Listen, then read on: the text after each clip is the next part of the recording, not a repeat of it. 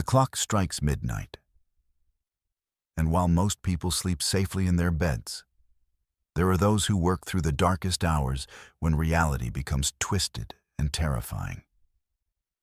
Tonight, I'm sharing 11 bone-chilling true accounts from night shift workers who experience things that still haunt them.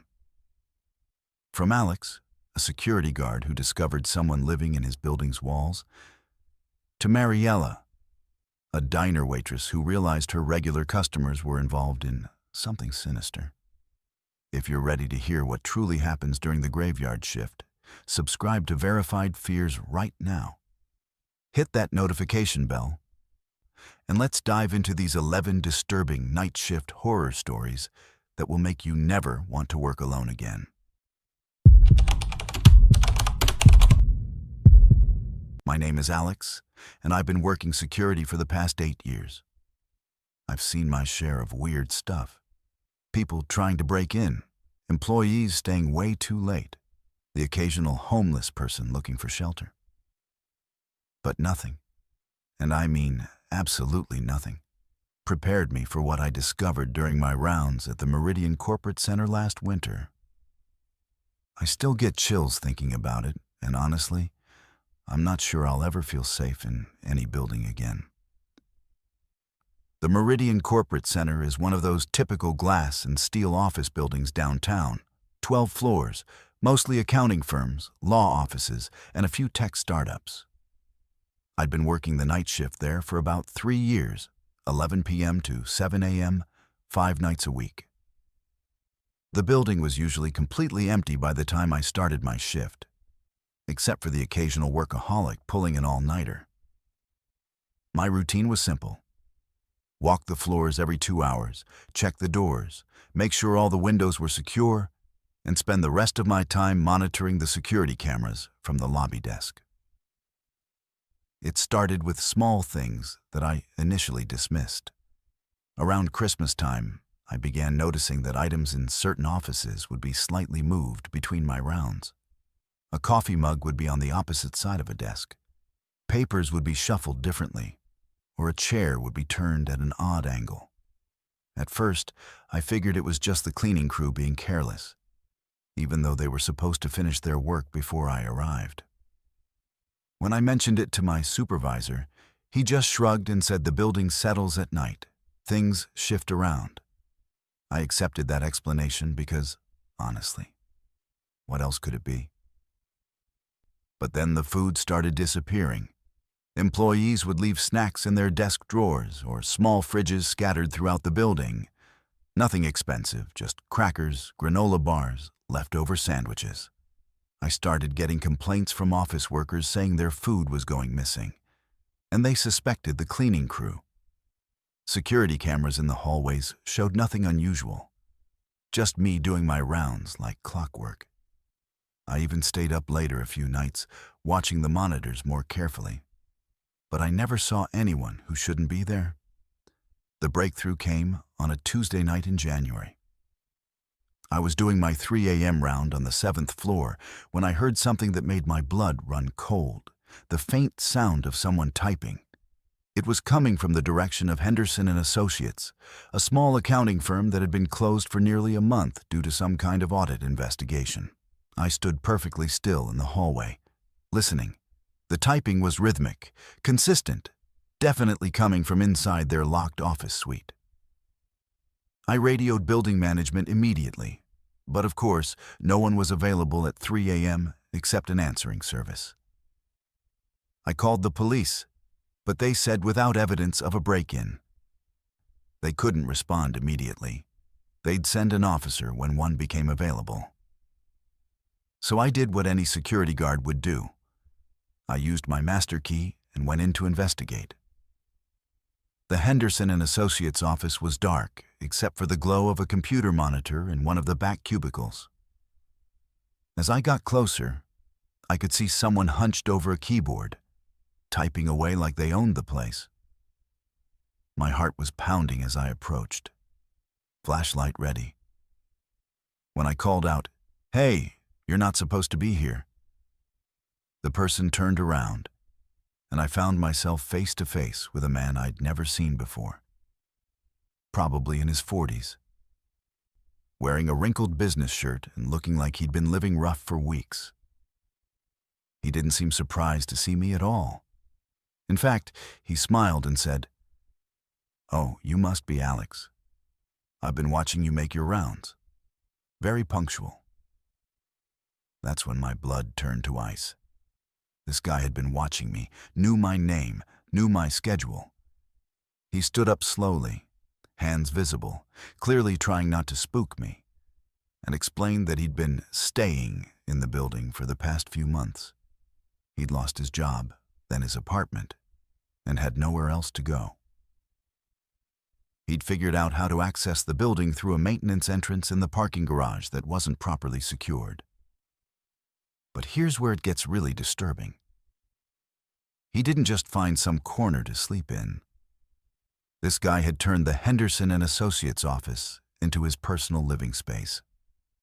He showed me how he'd been sleeping under desks during the day when people were around, then coming out at night to use the computers, eat food from various offices, and even shower in the executive bathroom that had a private washroom. He'd been living like a ghost in the walls of this building, invisible to everyone except the security cameras, and he'd figured out their blind spots. The worst part was when he started showing me what he'd been doing on the computers. He'd been accessing employee files, reading through confidential documents, going through people's emails. He knew intimate details about the lives of dozens of people who worked in that building, their salaries, their personal problems, their medical information, their family situations. He'd been playing some kind of sick game, learning everything he could about these people who walked above him every day. Completely unaware that someone was cataloging their entire lives. He'd even been taking photos. He showed me a folder on the computer filled with pictures he'd taken of employees throughout the building. People working late, people in compromising situations during office parties, people in the bathrooms and changing areas. He'd somehow gotten access to cameras I didn't even know existed. Hidden security feeds that were supposed to be restricted to building management only. This man had been watching everyone, recording everything, for months. When I asked him why he was telling me all this instead of running, he said something that still gives me nightmares. "Because you're not the first security guard I've met here, Alex. You're just the first one who found me." He explained that my predecessor, a guy named Rick, who'd supposedly quit suddenly 6 months earlier, had actually discovered him too. But Rick had tried to handle it quietly, tried to cut some kind of deal to avoid involving the police. Rick had been bringing him food, letting him stay in exchange for information about employees that Rick could use for his own purposes. The man showed me Rick's security reports from those last few weeks. Reports I'd never seen because they'd been filed in a way that bypassed normal channels. Rick had been blackmailing employees based on information this guy provided. They'd been working together, and when Rick got too greedy and started demanding more money from their victims, he disappeared. The homeless man claimed he didn't know what happened to Rick, but the way he said it made it clear that Rick's disappearance wasn't voluntary. I immediately called the police again, this time making it clear that I had an intruder in custody and evidence of potential criminal activity. While we waited for them to arrive, the man kept talking, describing in detail how he'd watched me work, how he'd learned my habits, how he knew exactly when I'd be in each part of the building. He'd been studying me, just like he'd studied everyone else. And I realized that if he'd wanted to hurt me, he could have done it dozens of times over the past few months when I was completely alone and vulnerable. The police arrived and arrested him, and over the next few days, the full scope of what had been happening came to light.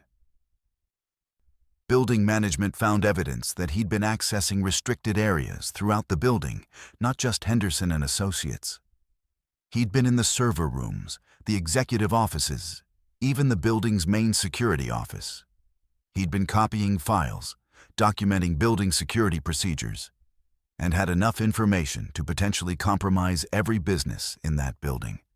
They found Rick's body 3 weeks later in a storage room in the building's sub-basement, a room that wasn't on any of the building plans and had been sealed off during renovations years earlier. The homeless man had apparently killed him when Rick threatened to expose their arrangement to building management. Rick had been down there for months, and none of us had any idea. The building was shut down for 2 weeks while police and federal investigators went through everything. They found hidden cameras, listening devices, and evidence that this had been going on in other buildings downtown as well. This wasn't just one desperate homeless man.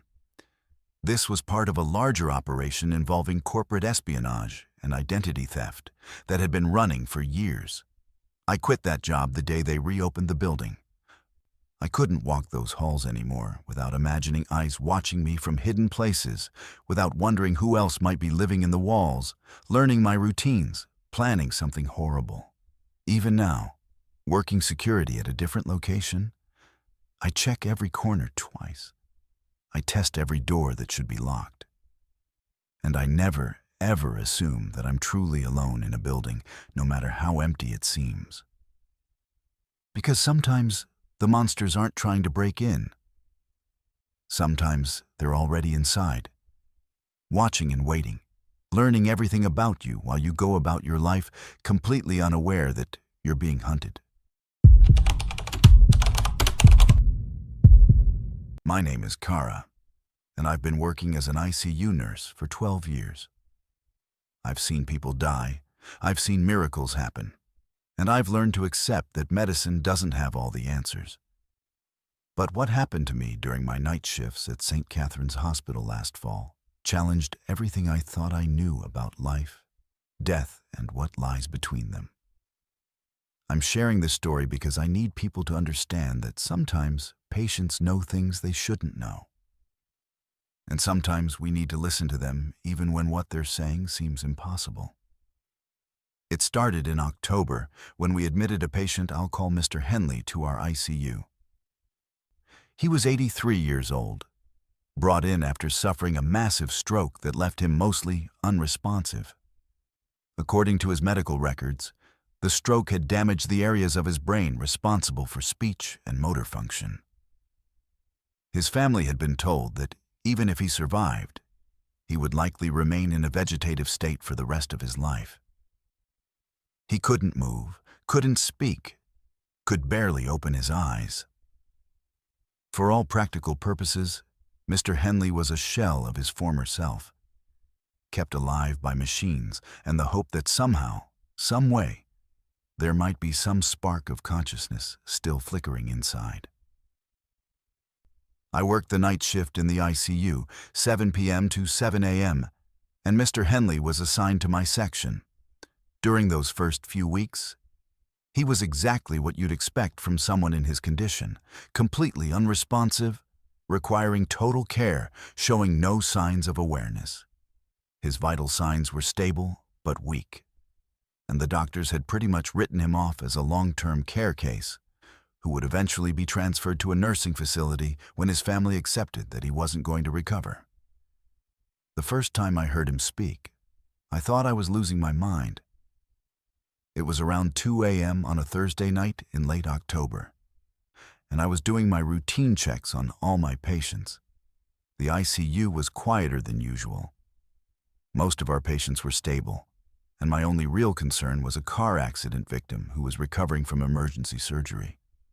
As I approached Mr. Henley's bed to check his IV and adjust his position to prevent bed sores, I heard a weak voice whisper, "The woman in bed 12 is going to die tonight." I spun around, thinking one of my other patients had somehow gotten out of bed. But everyone was exactly where they were supposed to be. Then I looked down at Mr. Henley, and his eyes were open, staring directly at me with a clarity that shouldn't have been possible given his brain damage. His lips barely moved as he whispered again, "Check on her now. She doesn't have long." Bed 12 was Mrs. Patterson. a 67-year-old woman who'd been admitted 3 days earlier for what should have been routine gallbladder surgery. Her recovery had been progressing normally, and she was actually scheduled to be transferred out of the ICU the next morning. But when I checked on her, something was wrong. Her skin was pale and clammy, her breathing was shallow, and her heart rate was elevated. I immediately called for the attending physician, and within an hour, Mrs. Patterson had gone into septic shock from a post-surgical infection that hadn't shown up in any of her previous tests. Despite our best efforts, Mrs. Patterson died at 4:17 a.m., exactly as Mr. Henley had predicted. When I returned to his bedside after we'd lost her, his eyes were closed again, and he appeared to be back in his unresponsive state. I tried talking to him, asking him how he'd known about Mrs. Patterson, but he gave no indication that he could hear me or that he'd spoken at all. I didn't mention the incident to anyone. Who would believe me? A brain-damaged stroke patient with documented speech impairment had somehow predicted another patient's death hours before it happened. I convinced myself that it had been a coincidence, that maybe I'd imagined the whole conversation, that the stress of losing a patient was making me paranoid and irrational. But it happened again 2 weeks later. This time, Mr. Henley whispered to me about a young man in bed 7 who was going to stop breathing at sunrise. Bed 7 was occupied by Jake Morrison, a 24-year-old who'd been in a motorcycle accident.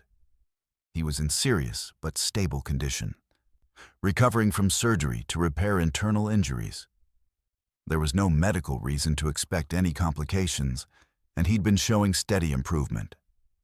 At 6:43 a.m., just as the sun was coming up and my shift was almost over, Jake Morrison went into cardiac arrest. We managed to resuscitate him, but his brain had been without oxygen for several minutes, and he never fully recovered. He died 3 days later when his family made the decision to remove life support. This time, I couldn't dismiss it as coincidence. I started paying closer attention to Mr. Henley, watching for any signs that he was more aware than his medical condition should allow. During the day shifts, he remained completely unresponsive. Other nurses reported no unusual behavior, no signs of consciousness, nothing that would suggest he was anything more than a vegetative patient requiring basic care. But during my night shifts, especially in those dark hours between 2 and 4 a.m., when the hospital felt most like a tomb, Mr. Henley would sometimes open his eyes and speak. Always in that same weak whisper, always with information he couldn't possibly know. He told me about Mrs. Chen in bed 3, who would have a seizure that would leave her permanently disabled. He warned me about Mr. Rodriguez in bed 15, who would develop a blood clot that would require emergency surgery. He predicted that the elderly man in bed 9 would pass away peacefully in his sleep, surrounded by family members who would arrive just in time to say goodbye. Every single prediction came true, down to the smallest details. Mrs. Chen's seizure happened exactly when he said it would, during the shift change when the day nurse was getting briefed on her condition. Mr. Eberhard Rodriguez's blood clot was discovered during a routine ultrasound that had been ordered based on my gut feeling that something wasn't right. The elderly man's family arrived from out of state just hours before he passed, even though his condition had been stable for days. The most disturbing part wasn't just that Mr. Henley's predictions were accurate. It was how specific they were. He didn't just say someone would die. He would describe exactly how it would happen, what complications would arise, and sometimes even what the person's final words would be. He told me that Mrs. Patterson had called out for her deceased husband's name as she lost consciousness. He said that Jake Morrison had asked the paramedics if his motorcycle was okay right before his heart stopped. These were details that I later confirmed with other staff members who had been present during those critical moments. I started documenting everything in a private journal, keeping track of Mr. Henley's predictions and their outcomes.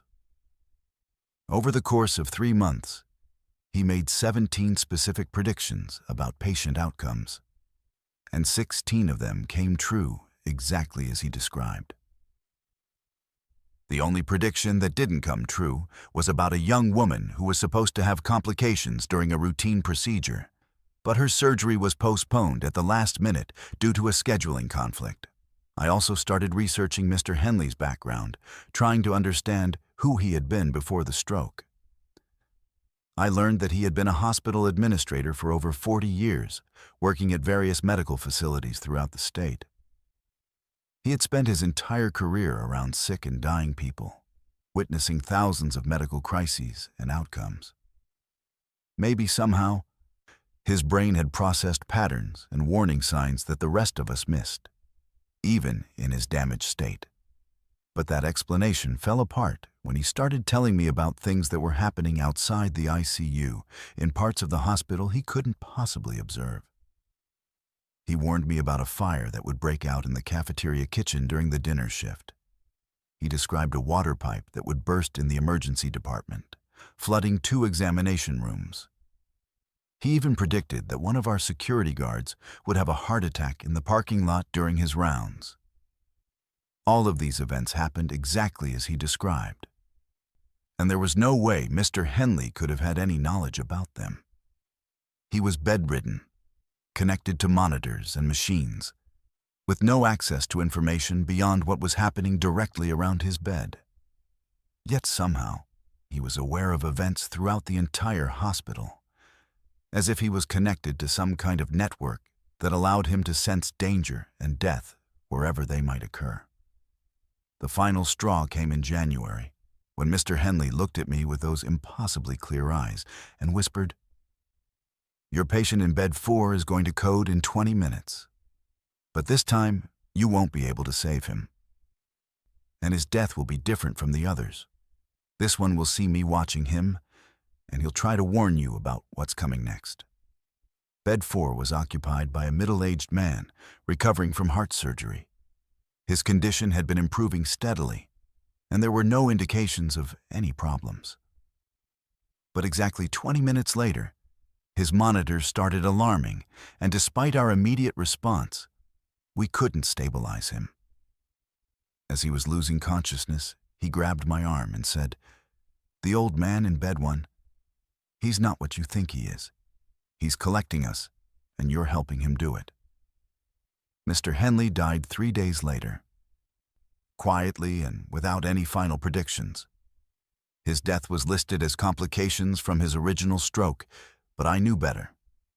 He had served whatever purpose he'd been meant to serve, and now it was time for him to move on. I transferred to a different department the following week because I couldn't continue working in that ICU, knowing that I had somehow been complicit in something I didn't understand. I still don't know what Mr. Henley was or how he knew the things he knew. Maybe he was just an ordinary man whose brain damage had unlocked some kind of supernatural awareness. Maybe he was something else entirely. Something that had been waiting in that hospital for the right opportunity to manifest. All I know is that death has a voice, and sometimes it speaks through the people we least expect to hear from, warning us about things we can't change but need to witness. My name is Adonis, and I've been working as a janitor at Memorial General Hospital for 6 years now. I take pride in my work. Keeping a hospital clean isn't just about appearances. It's about saving lives by preventing infections and maintaining a safe environment for patients and staff. I work the night shift, 10 p.m. to 6 a.m., because that's when most of the deep cleaning happens, when the hallways are empty and I can really focus on doing the job right. I've always been comfortable working alone in that massive building, even in the basement levels where most people never go. At least, I was comfortable until I discovered what was happening in the morgue after hours. The basement of Memorial General is like a small city underneath the main hospital. There are storage rooms, mechanical areas, the laundry facility, employee break rooms, and of course, the morgue and pathology department. Most night shift workers avoid the basement if they can help it. It's cold, poorly lit, and has that institutional smell that seems to seep into your clothes and follow you home. But I've never been bothered by places like that.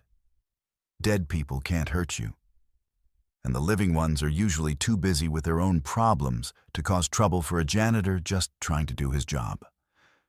My routine in the basement was always the same. I'd start with the employee areas, break rooms, locker rooms, administrative offices. Then I'd work my way through the storage and mechanical rooms, making sure everything was clean and properly maintained. The morgue and pathology areas were always saved for last because they required special cleaning procedures and different equipment. I had keys to most areas, but the morgue itself was supposed to be locked and off limits unless there was a specific request from the pathology department. The first time I noticed something was wrong, it was about 4 months ago. I was cleaning the hallway outside the morgue around 3 a.m. when I heard sounds coming from inside. Voices, movement, the distinct noise of equipment being used.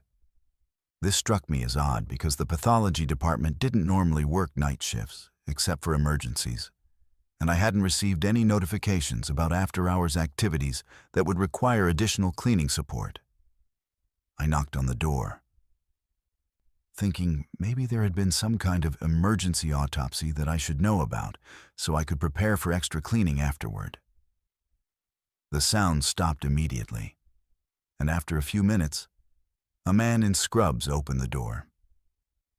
I'd never seen him before, which was unusual since I'd been working there for years and knew most of the medical staff by sight. He was probably in his 50s, with gray hair and the kind of confident demeanor you'd expect from a doctor. But something about his eyes made me uncomfortable. He told me they were conducting a special procedure and that my services wouldn't be needed that night. He seemed nervous, kept looking back into the morgue, and was obviously eager to get rid of me. I apologized for the interruption and went about my other duties, but I couldn't shake the feeling that something was off. The man hadn't been wearing a hospital ID badge, and when I checked the scheduling system later, there were no after-hours procedures listed for the pathology department. Over the next few weeks, I started paying closer attention to activity in the basement during my shifts. About twice a week, usually between 2 and 4 a.m., I would notice lights on in the morgue and hear the sounds of people working inside. I began documenting these incidents in my personal log, noting dates, times, and any details I could observe without being intrusive. I also started asking other night shift workers if they'd seen any unfamiliar medical staff in the basement, but most of them avoided that area entirely and had nothing to report. The breakthrough came about 6 weeks later, when I was cleaning a storage room adjacent to the morgue. The walls in that old building are thin, and I could hear voices clearly through the ventilation system. What I heard made my blood run cold. They were discussing modifications to bodies, talking about removing organs and replacing them with different ones, and mentioning payments from people who weren't hospital staff or legitimate medical researchers. I realized I was listening to some kind of illegal organ harvesting operation, but I couldn't figure out how they were getting away with it. The morgue had security cameras, strict access controls, and detailed logging systems for every body that came and went. Then I heard something that explained everything. They were only working on bodies that were scheduled for cremation, bodies whose families had requested immediate disposal without viewing or additional services. These were people who would never be seen again after entering the morgue, making them perfect targets for unauthorized procedures. I knew I had to document what was happening, but I also knew I needed concrete evidence before going to the authorities. Using my master keys, I started accessing the morgue during my regular cleaning hours when it was supposed to be empty. What I found there still gives me nightmares. Bodies that should have been intact were showing signs of surgical procedures that weren't documented anywhere in their official records. Incisions that had been carefully sutured, organs removed and replaced with different ones. And in some cases, bodies that had been partially dismantled and reconstructed. The most disturbing discovery was a logbook hidden in one of the storage cabinets. It contained detailed records of the unauthorized procedures, including information about where the harvested organs were being sold and how much money was changing hands. The operation had been going on for over 2 years, and they had processed hundreds of bodies. The financial records showed payments to several people who I recognized as hospital employees, including some administrative staff who had access to scheduling and record-keeping systems. But the worst part was discovering that they weren't just harvesting organs from people who were already dead. Some of the entries in the logbook described procedures performed on people who were still alive, but had been declared dead prematurely. Homeless people who had died alone, elderly patients with no family, people whose deaths wouldn't be closely scrutinized or investigated. These victims had been kept alive just long enough to harvest their organs while they were still fresh, then killed and processed like the other bodies. I realized that my discovery had put me in serious danger. These people were murderers, not just thieves. And they had been operating under everyone's noses for years. I started carrying a small camera with me during my cleaning rounds, documenting everything I could find without disturbing the evidence too much. I photographed the unauthorized incisions, the hidden records, and even managed to get pictures of some of the people involved during their late-night activities. The most terrifying moment came when I realized they knew I was onto them. I had been careful, but apparently not careful enough. One night, as I was cleaning near the morgue, the same gray-haired man who had dismissed me weeks earlier approached me in the hallway. He was friendly, almost too friendly, asking about my family, my living situation, whether I had any health problems that required regular medical attention. The conversation felt like a threat disguised as small talk, and I understood that I was being evaluated as a potential victim. From that point on, I changed my entire routine. I started cleaning the basement areas earlier in my shift.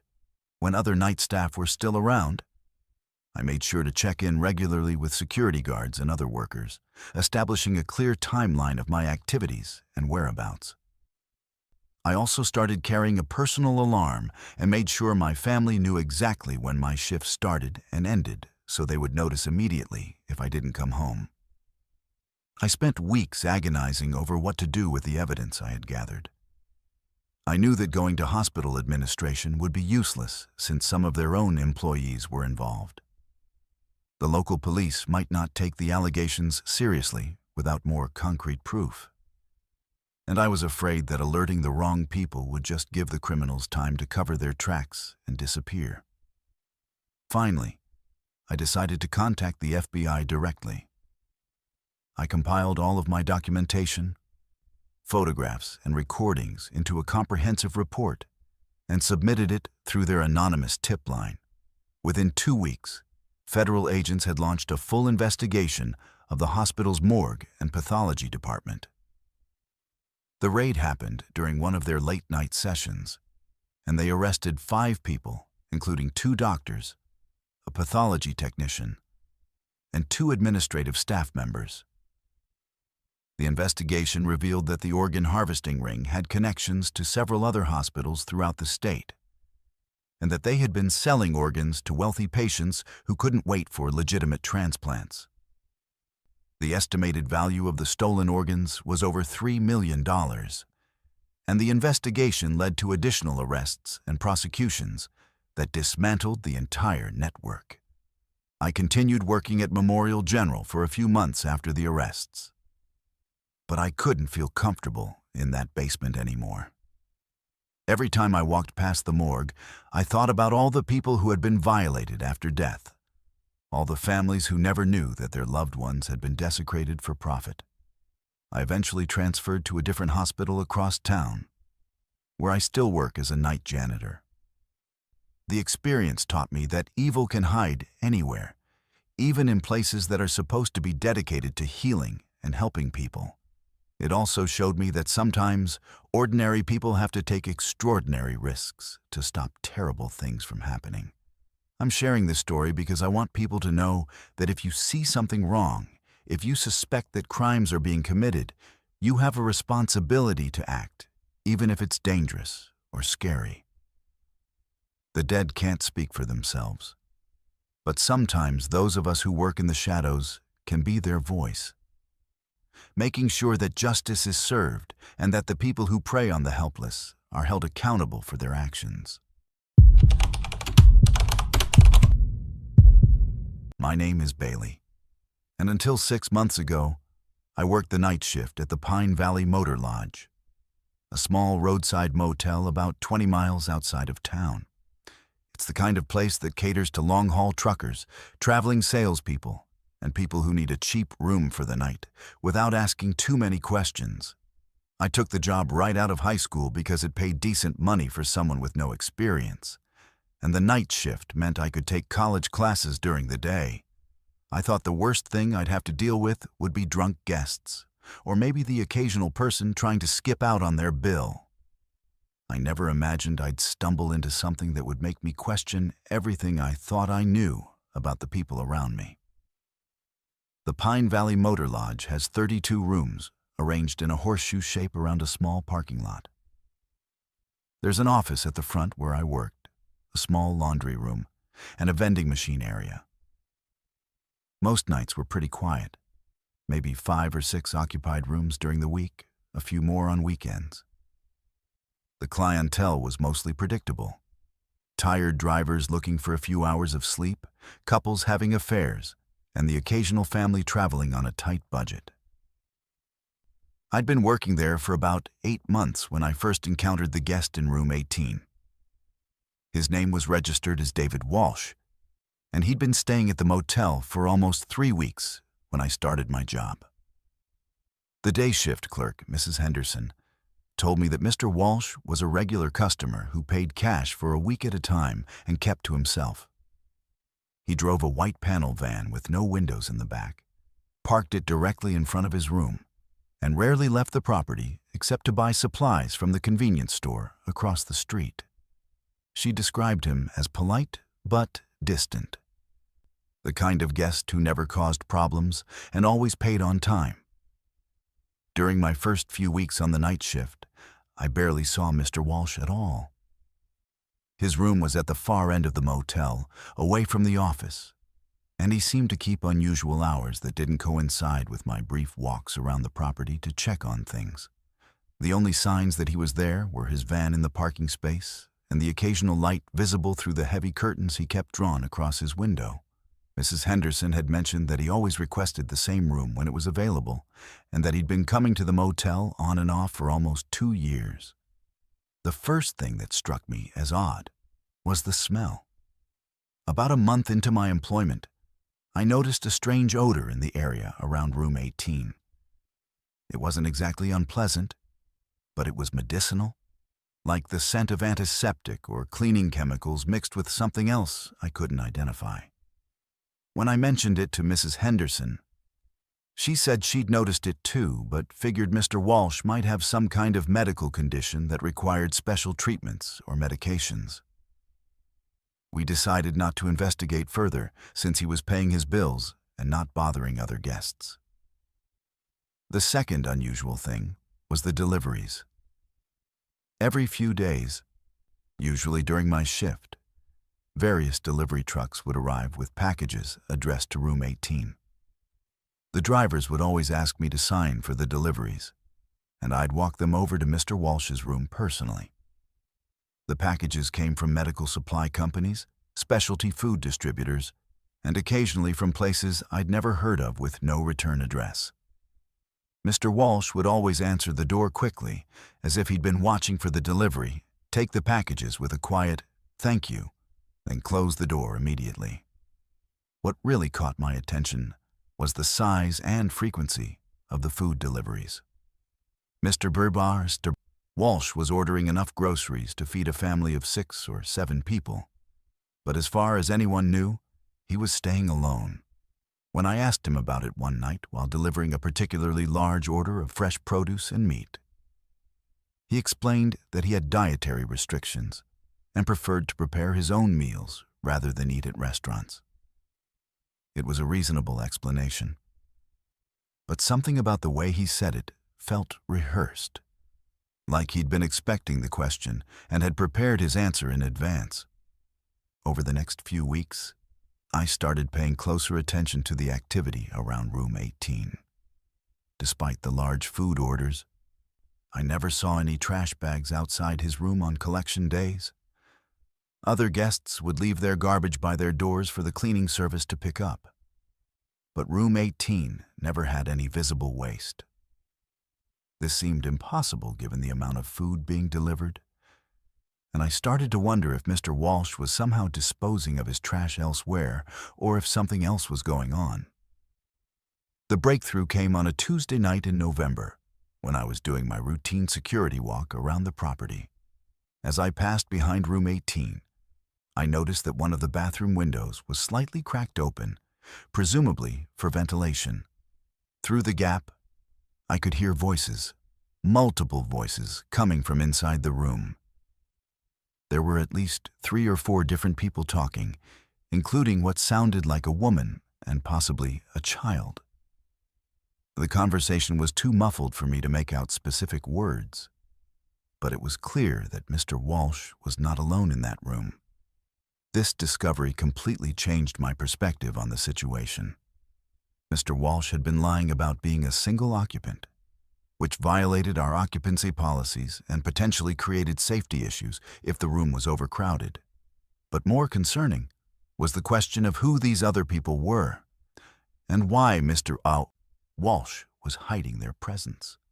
The large food orders suddenly made sense, but it raised new questions about why these people were staying in a single motel room for weeks at a time without ever being seen. I decided to document what I was observing before taking any action. Over the next several nights, I carefully noted the times when I heard multiple voices, when lights were on in the room, and when the white van left or returned to the parking space.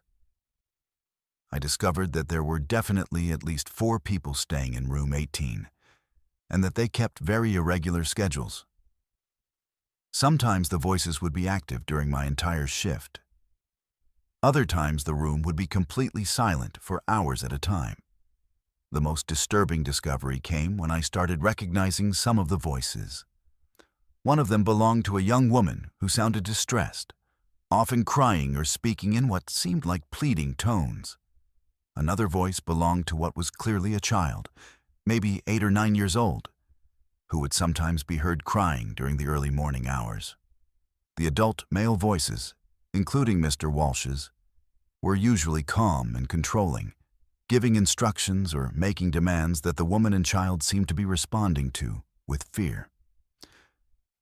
I realized I was potentially witnessing some kind of human trafficking situation.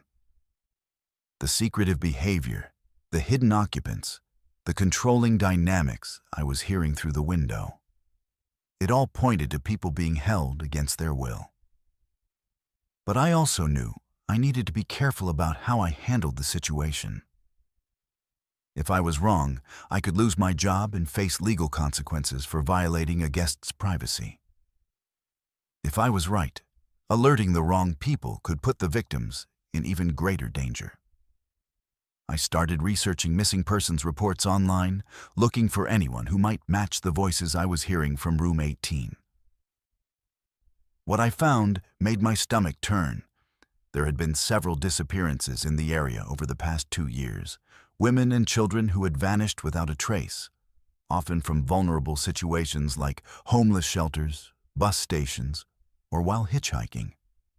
The timeline coincided perfectly with Mr. Walsh's history as a regular guest at the motel, and I began to suspect that room 18 was being used as some kind of way station for moving victims from one location to another. The situation escalated when I started receiving phone calls during my shift from people asking if I'd seen specific missing persons. Family members, private investigators, even law enforcement officers would call with descriptions of people they were looking for. And several of those descriptions matched the voices I'd been hearing from room 18. When I asked my supervisor about these calls, she told me they'd been receiving similar inquiries for months. But that motel policy was to not provide information about guests without a warrant. I couldn't remain silent any longer. Using the anonymous tip line, I contacted the state police and reported my suspicions about the activities in room 18. I provided them with all of my documentation, including the dates and times when I'd heard multiple voices, the pattern of deliveries, and the connection to missing persons reports. I also gave them copies of Mr. Walsh's registration information and vehicle details. The raid happened 3 nights later during my shift. I watched from the office as unmarked police cars surrounded room 18 and officers moved into position. When they breached the door, they found Mr. Walsh and 3 victims who had been reported missing over the past 6 months. A 22-year-old woman, her 4-year-old daughter, and a teenage girl who had disappeared from a bus station in a neighboring state. The investigation revealed that Mr. Walsh was part of a larger trafficking network that used small motels like ours to move victims between locations. Room 18 had been specifically chosen because it was isolated from the main office and had rear access that allowed people to be moved in and out without being seen by staff or other guests. The victims were kept sedated most of the time, which explained the medical supply deliveries, and were only conscious during transport or when buyers came to inspect them.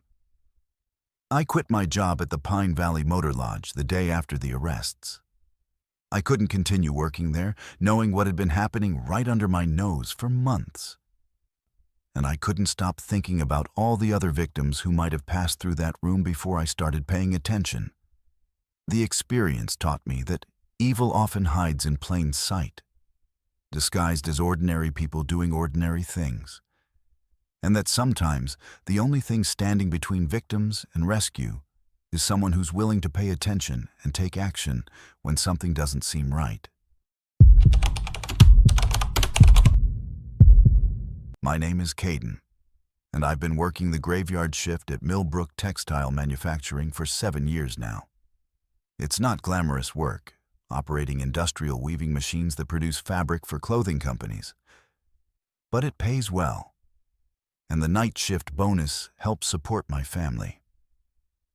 I've always been a practical guy, the kind of person who believes in hard work, science, and things that make logical sense.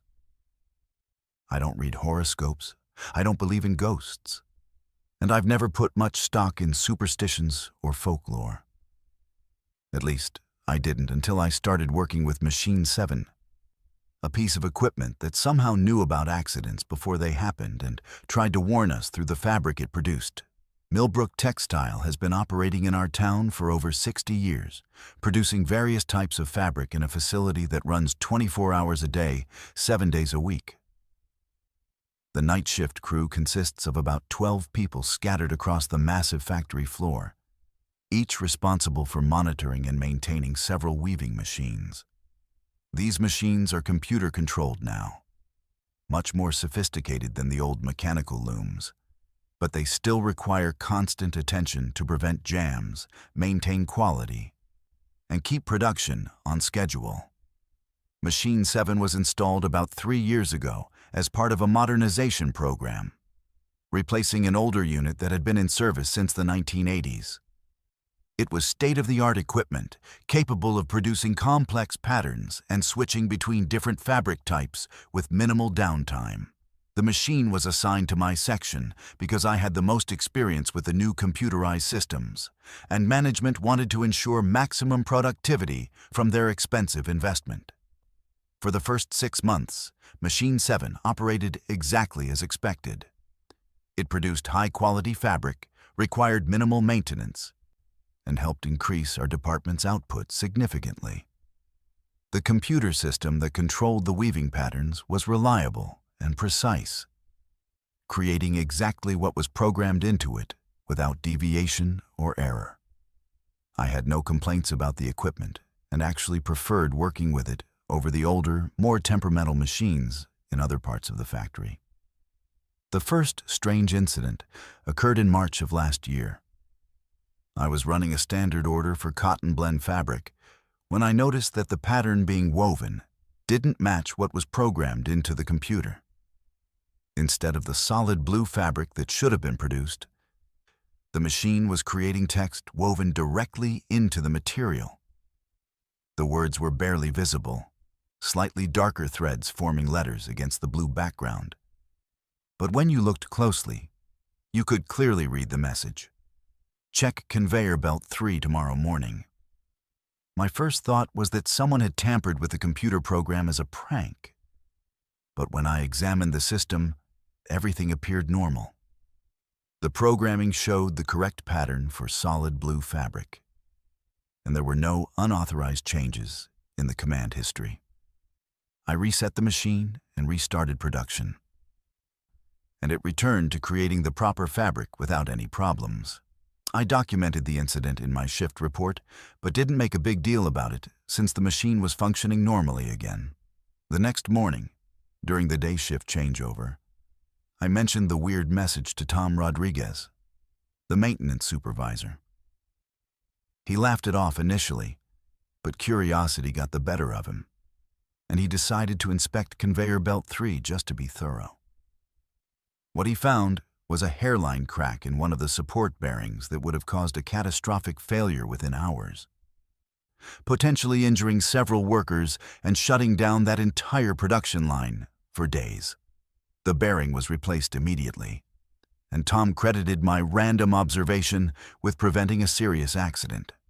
I tried to convince myself that the whole thing was just a coincidence, that maybe I had subconsciously noticed something wrong with the conveyor belt, and my mind had somehow influenced my perception of the fabric pattern. But deep down, I knew that explanation didn't make sense. I hadn't been anywhere near conveyor belt 3 during my shift, and I had no reason to be thinking about maintenance issues with equipment outside my assigned area. 3 weeks later, it happened again. Machine 7 was producing white fabric for bed sheets when it started weaving another message: "Forklift accident loading dock 2 hours." This time, I immediately called Tom Rodriguez and had him come down to see the message for himself. He was skeptical until he saw the words clearly woven into the fabric, letters formed by slightly different thread tensions that created a barely visible text against the white background. We immediately contacted the loading dock supervisor and had all forklift operations suspended for inspection. Sure enough, they discovered that one of the forklifts had a hydraulic leak that had weakened the lifting mechanism. The unit was taken out of service, and 2 hours later, during what would have been a routine loading operation, the hydraulic system completely failed. If someone had been operating that forklift at the time, they could have been seriously injured or killed when the load dropped unexpectedly. Word about Machine 7's predictions spread quickly through the factory, and people started referring to it as the Oracle machine. Some workers thought it was fascinating, others found it disturbing, and a few refused to work anywhere near it. Management was initially skeptical, but after the machine correctly predicted 3 more safety incidents over the next month, they started taking the warnings seriously.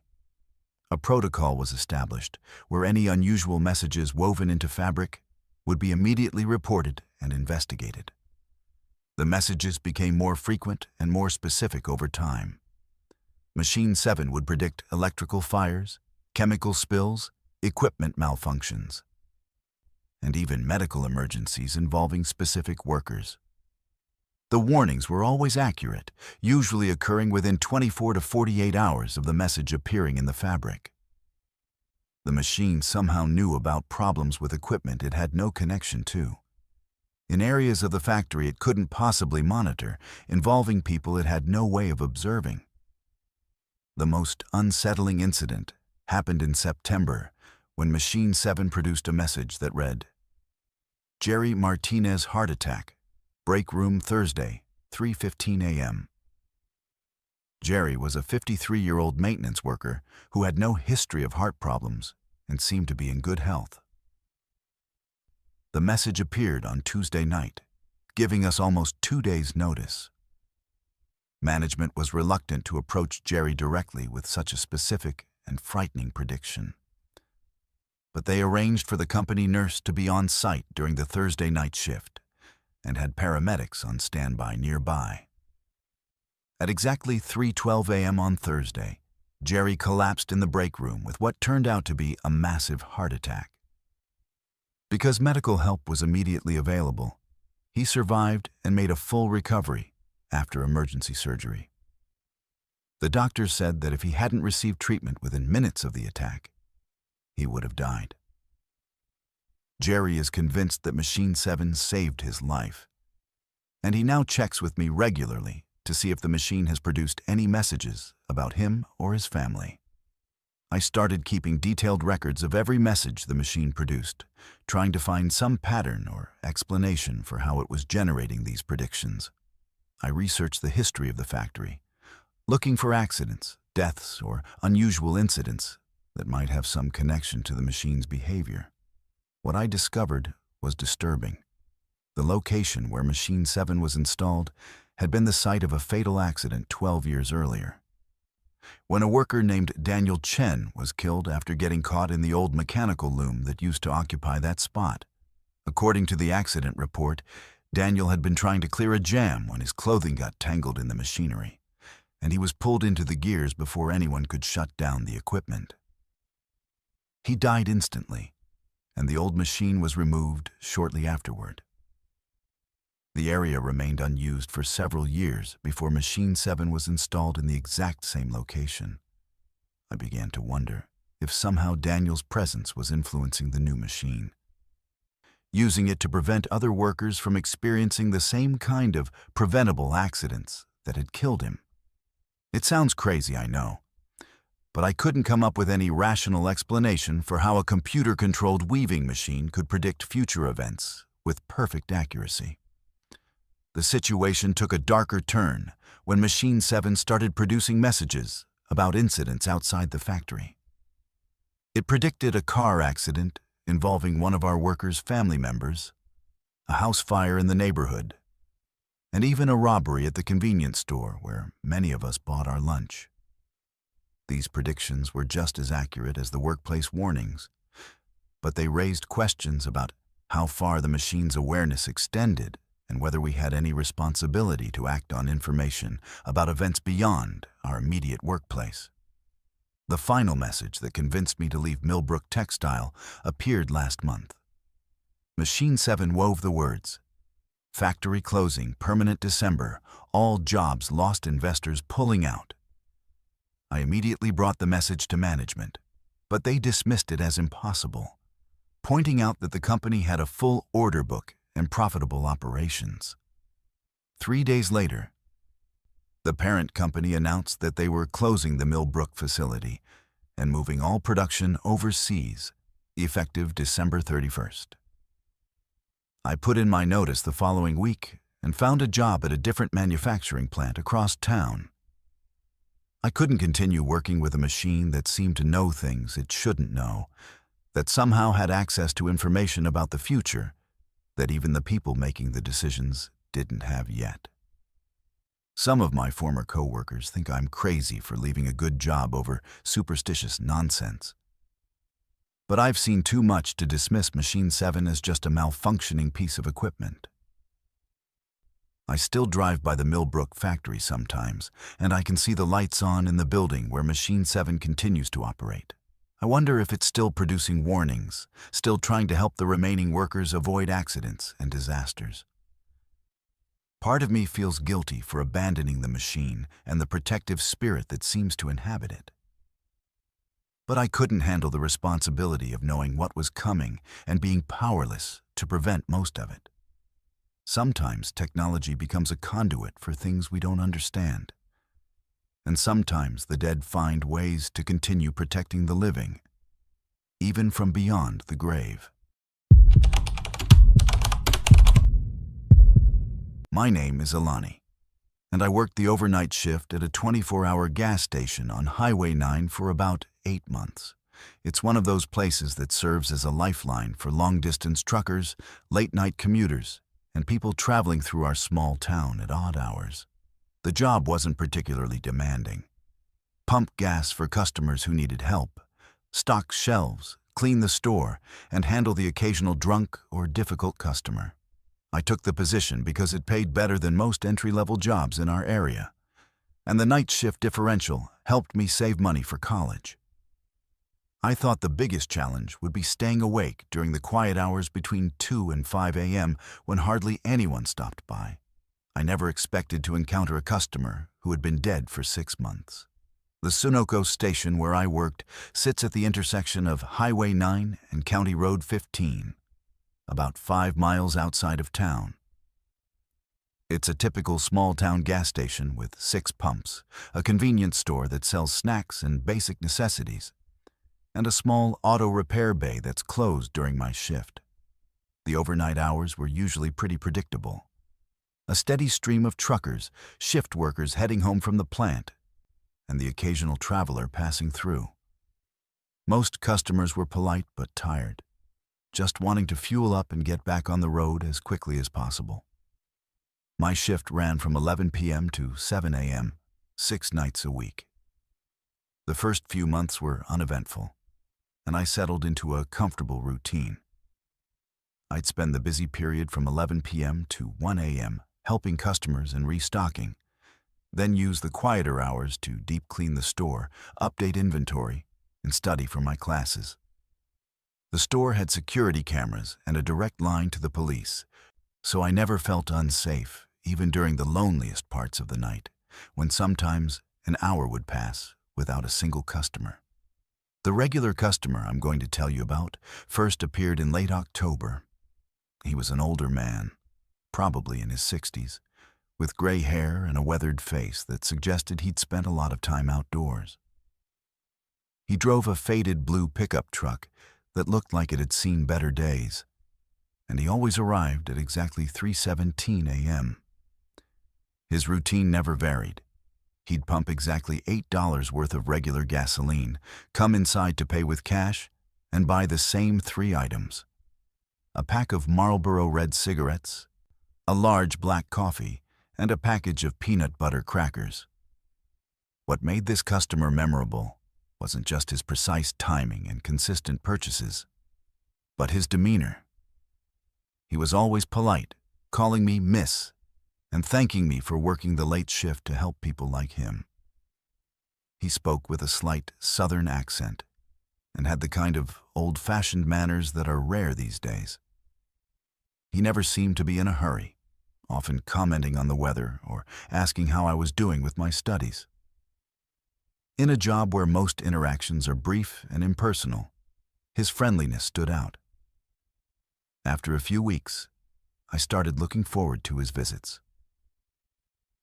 The 3:17 a.m. time slot was usually the deadest part of my shift, and his arrival provided a welcome break in the monotony.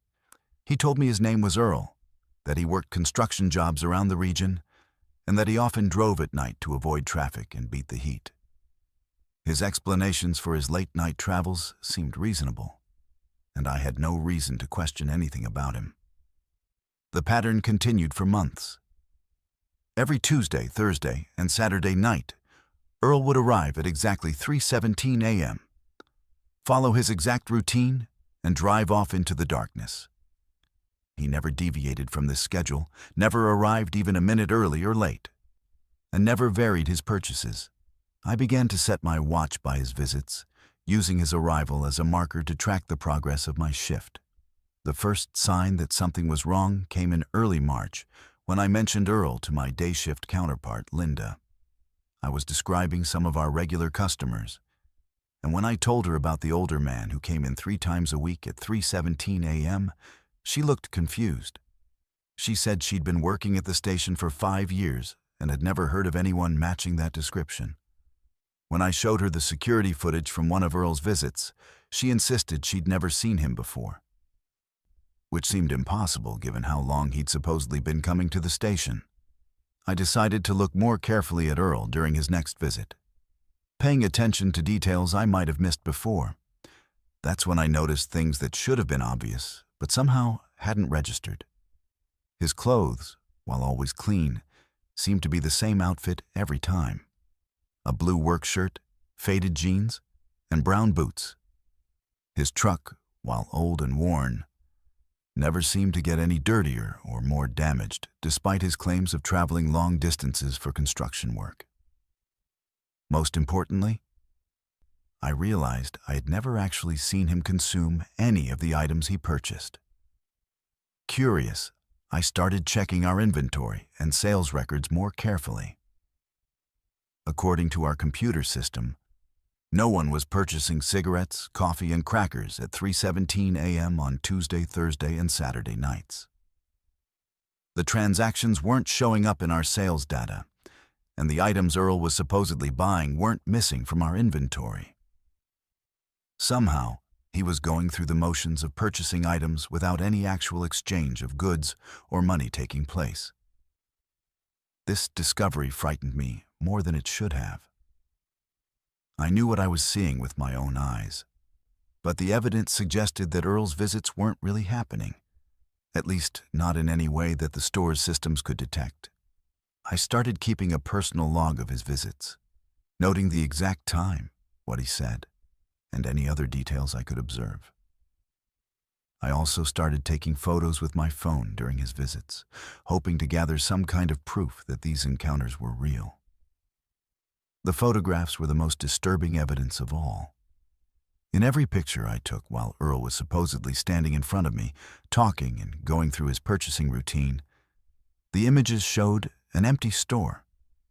The security cameras, when I reviewed the footage later, showed me apparently talking to no one, handling merchandise that would mysteriously return to its original position after Earl left, and acting out conversations with someone who wasn't there.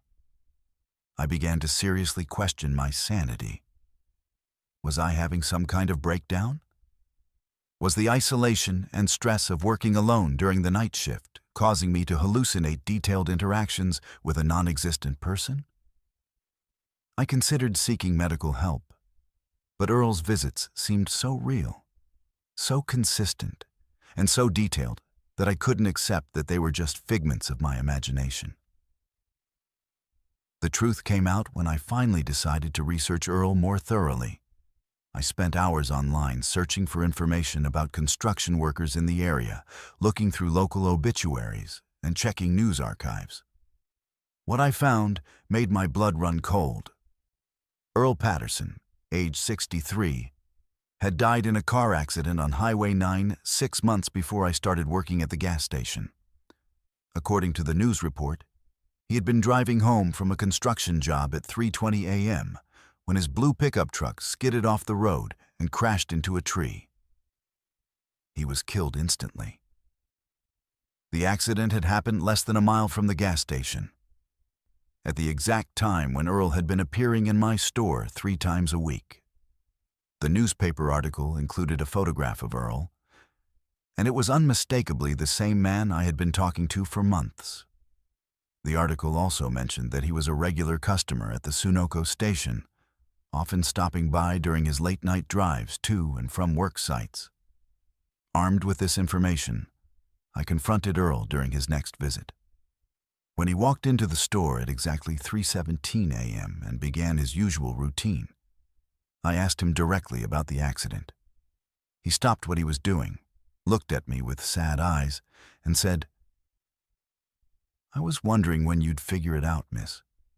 I've been trying to get home for months now, but I keep ending up here instead." He explained that he didn't understand what had happened to him, that he remembered leaving a job site and driving toward home, but that somehow he kept finding himself at the gas station, going through the same routine he had followed for years when he was alive. He said he was grateful that I had been kind to him, that most people couldn't see him anymore, and that our conversations had been the only human contact he'd had since the accident. Earl told me that he thought he was stuck because he had unfinished business, debts he hadn't paid, and family members he hadn't reconciled with before his death. He asked me to help him contact his daughter, who lived in the next county, to let her know that he was sorry for the things he'd said during their last argument and that he loved her. He also wanted me to make sure his final paycheck went to paying off a loan he'd taken from a friend. I helped Earl resolve these issues over the next few weeks, making phone calls and visits on his behalf. His daughter was initially skeptical, but eventually grateful to receive his message of love and forgiveness. His final paycheck was indeed used to pay off the debt he'd mentioned. After I had completed these tasks, Earl appeared one last time at 3:17 a.m., thanked me for my kindness, and walked out of the store into a bright light that seemed to be waiting for him in the parking lot. I never saw him again after that night, and I quit my job at the gas station shortly afterward. I couldn't continue working there knowing that I had spent months talking to a dead man. And I was afraid that other spirits might try to contact me if they knew I could see and hear them. Sometimes the boundary between life and death is thinner than we realize, and sometimes the living are called to help the dead find peace. My name is Timothy, and I worked as a night shift forklift operator at Consolidated Freight Distribution for almost 3 years. It's a massive warehouse complex that handles shipments for dozens of companies, moving everything from electronics to clothing to household goods through our facility before they reach retail stores across the region. The night shift was responsible for processing incoming freight, organizing inventory, and preparing outbound shipments for morning pickup. It was honest work that paid well, and I prided myself on being efficient and reliable. I never asked questions about what was in the boxes I moved. That wasn't my job. Until I started recognizing items that belonged to people who had been reported missing on the local news. Consolidated Freight operates out of a 200,000 square foot warehouse on the outskirts of the industrial district. The building is divided into different zones based on the type of merchandise and shipping requirements. My assigned area was Zone C, which handled miscellaneous consumer goods, personal items, and what our supervisor called specialty shipments, packages that required special handling or had unusual documentation. The night crew consisted of about 15 people, including forklift operators, inventory clerks, and loading dock workers, all supervised by a shift manager named Craig Morrison. The work was routine but physically demanding. I'd arrive at 10 p.m. and spend the next 10 hours moving pallets, organizing inventory, and loading trucks for morning delivery. The warehouse ran on a tight schedule, and efficiency was everything. We were evaluated based on how many shipments we processed per hour, so there wasn't much time for casual conversation or paying attention to anything beyond the immediate task at hand. Most of us wore headphones and focused on our assigned work areas, barely interacting except during breaks. Zone C received shipments from various sources, but a significant portion came from a company called Summit Acquisitions, which our paperwork described as an estate sale and liquidation service. These shipments typically contained personal belongings, furniture, electronics, and household items that had supposedly been purchased from estate sales, bankruptcy auctions, or storage unit cleanouts. The items were usually packed in unmarked boxes or plastic bins, then repackaged and shipped to discount retailers, online auction sites, or overseas buyers. For the first year and a half, I processed Summit Acquisition shipments without giving them much thought. The items seemed like typical used goods: clothing, books, kitchen appliances, jewelry, photo albums, personal documents. Sometimes the shipments included more valuable items like laptops, tablets, or camera equipment. But everything appeared to be legitimate second-hand merchandise. The paperwork was always in order, and Craig Morrison never indicated that there was anything unusual about these particular shipments. The first time I noticed something disturbing was in September of last year.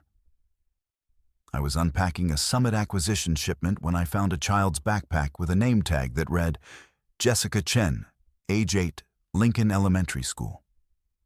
The backpack contained school supplies, a lunchbox, and several items that were clearly personal belongings, rather than things you'd typically find at an estate sale. What caught my attention was that the backpack looked relatively new and well-maintained, not like something that had been sitting in storage or belonged to someone who had recently passed away. The name Jessica Chen sounded familiar, and when I got home that morning, I searched online and found a missing person report from 6 months earlier. Jessica Chen, age 8, had disappeared while walking home from school in a town about 50 miles from our warehouse. The description matched the backpack I'd processed, and the photos in the news articles showed Jessica wearing the same backpack on the day she vanished. I tried to convince myself it was a coincidence, that maybe the family had donated Jessica's belongings after giving up hope. But something about the timing and condition of the items didn't feel right. Over the next few weeks, I started paying closer attention to the Summit acquisition shipments, looking for anything that seemed out of place or suspicious. What I discovered made my stomach turn. Mixed in with the typical estate sale items were personal belongings that were too recent, too well-maintained, and too personal to have been legitimately acquired through normal channels. I found wallets with IDs still inside, cell phones that hadn't been wiped of personal data, prescription medications with recent dates, and family photos that showed people who were very much alive. I began documenting what I was finding, taking photos with my phone when I could do so without being observed. The items fell into patterns that became increasingly disturbing. There were belongings from elderly people who had supposedly died alone with no family to claim their possessions, but the items suggested these people had been living normal, active lives right up until their disappearance.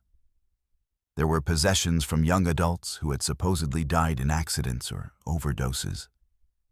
But their belongings included recent pay stubs, current medication, and evidence of ongoing relationships and responsibilities. The breakthrough came when I found a box containing the personal effects of Maria Santos, a 34-year-old woman who had been reported missing 3 months earlier from a town about 30 miles away. The box contained her purse with her ID and credit cards, her car keys, her work uniform from the restaurant where she'd been employed, and most disturbingly, her cell phone, which still contained recent text messages from family members asking where she was and expressing concern about her disappearance. I knew I had stumbled onto something criminal, but I also knew I needed to be careful about how I handled the situation. If Summit Acquisitions was involved in something illegal, they likely had connections within the shipping and logistics industry that could make my job, or my life, very difficult if they discovered I was investigating them. I decided to gather more evidence before going to the authorities, documenting as many suspicious shipments as possible to build a comprehensive case. The pattern that emerged was horrifying. Summit Acquisitions was receiving personal belongings from people who had vanished under suspicious circumstances across a tri-state area. The items were being processed through our warehouse and then shipped to various destinations, presumably to be sold or disposed of in ways that would make it difficult to trace them back to the missing persons. The operation was sophisticated, using legitimate shipping channels and proper documentation to move evidence of crimes through the interstate commerce system. I also discovered that Craig Morrison, our shift supervisor, was directly involved in the operation. He was the one who assigned specific workers to handle Summit Acquisition shipments, and he had been selecting employees who were less likely to ask questions or notice discrepancies. Workers who showed too much curiosity about the contents of certain shipments were transferred to different zones or found themselves facing disciplinary actions that led to termination. The most disturbing revelation came when I realized that some of the missing persons whose belongings I'd been processing had disappeared after being seen in or near our warehouse district. The area was known for late-night trucking activity, and it would have been relatively easy for someone to abduct people from the poorly lit streets around the industrial complex. I began to suspect that the warehouse itself might be serving as more than just a distribution point for stolen goods. It might be part of the actual operation that was making people disappear. I decided to contact the FBI rather than local police, since the operation clearly crossed state lines and involved interstate commerce. I compiled all of my documentation, including photos of the suspicious items, copies of shipping manifests, and a detailed timeline of the shipments I'd observed. I also provided information about Craig Morrison's role and the pattern of employee transfers that seemed designed to keep curious workers away from certain shipments. The federal investigation moved quickly once they understood the scope of what was happening. Agents raided the warehouse on a Tuesday night during our normal shift, arresting Craig Morrison and several other employees who had been directly involved in the operation. They also raided Summit Acquisitions offices and discovered that the company was a front for a human trafficking and murder-for-hire organization that had been operating across multiple states for over 5 years. The investigation revealed that the missing persons whose belongings I'd been processing had been killed by the organization, either as part of contract murders or because they had witnessed criminal activities. Their personal effects were being processed through legitimate shipping channels to dispose of evidence and make it harder for law enforcement to connect the crimes. The warehouse had indeed been used as a location for some of the murders, with victims being lured to the industrial district and killed in a soundproof room that had been constructed in an unused section of the building. Over 30 missing persons cases were solved as a result of the investigation, and several members of the criminal organization received life sentences for murder and human trafficking. I was placed in witness protection for several months while the trials were ongoing, since my testimony was crucial to proving how the evidence disposal operation worked and identifying other potential victims. I never went back to warehouse work after that experience. I couldn't handle the idea of processing shipments without wondering what might be hidden in the boxes, or whether I was unknowingly helping criminals cover up their activities. The experience taught me that evil can hide within normal business operations, using legitimate infrastructure to facilitate horrible crimes, and that sometimes ordinary workers are the only ones in a position to notice when something terrible is happening right under everyone's noses. I still have nightmares about opening those boxes and finding pieces of people's lives that had been stolen along with their futures. But I'm grateful that I paid attention when something seemed wrong, and that I was able to help bring justice to the families of those victims who deserved so much better than becoming anonymous shipments in a criminal enterprise. My name is Knox, and until 2 months ago, I hosted the overnight radio show at WKRP 103.7 FM, a classic rock station that served our Tri-County area. Late Night with Knox ran from midnight to 6 a.m., 6 nights a week, and I'd been doing the show for about 4 years. It was the perfect job for someone like me, a night owl who loved music and didn't mind talking to empty air for hours at a time. Most of my audience consisted of insomniacs, shift workers, long-haul truckers, and people who just couldn't sleep. I prided myself on being there for anyone who needed a friendly voice in the darkness, taking calls from lonely listeners and dedicating songs to help people through difficult nights. I never imagined that one of those callers would turn out to be someone who was committing murders while talking to me on the air. WKRP operated out of a small building on the edge of town, with a modest studio setup that had been updated piecemeal over the years, but still maintained that classic radio station feel. During my shift, I was usually alone in the building, except for a part-time engineer who would sometimes come in to handle technical issues. The isolation never bothered me. In fact, I enjoyed the solitude and the feeling that I was broadcasting into the void, connecting with people across the listening area who were awake while the rest of the world slept. My show format was pretty simple. I'd play classic rock deep cuts mixed with some newer alternative music, share interesting stories about the artists and songs, and take calls from listeners who wanted to request music or just talk.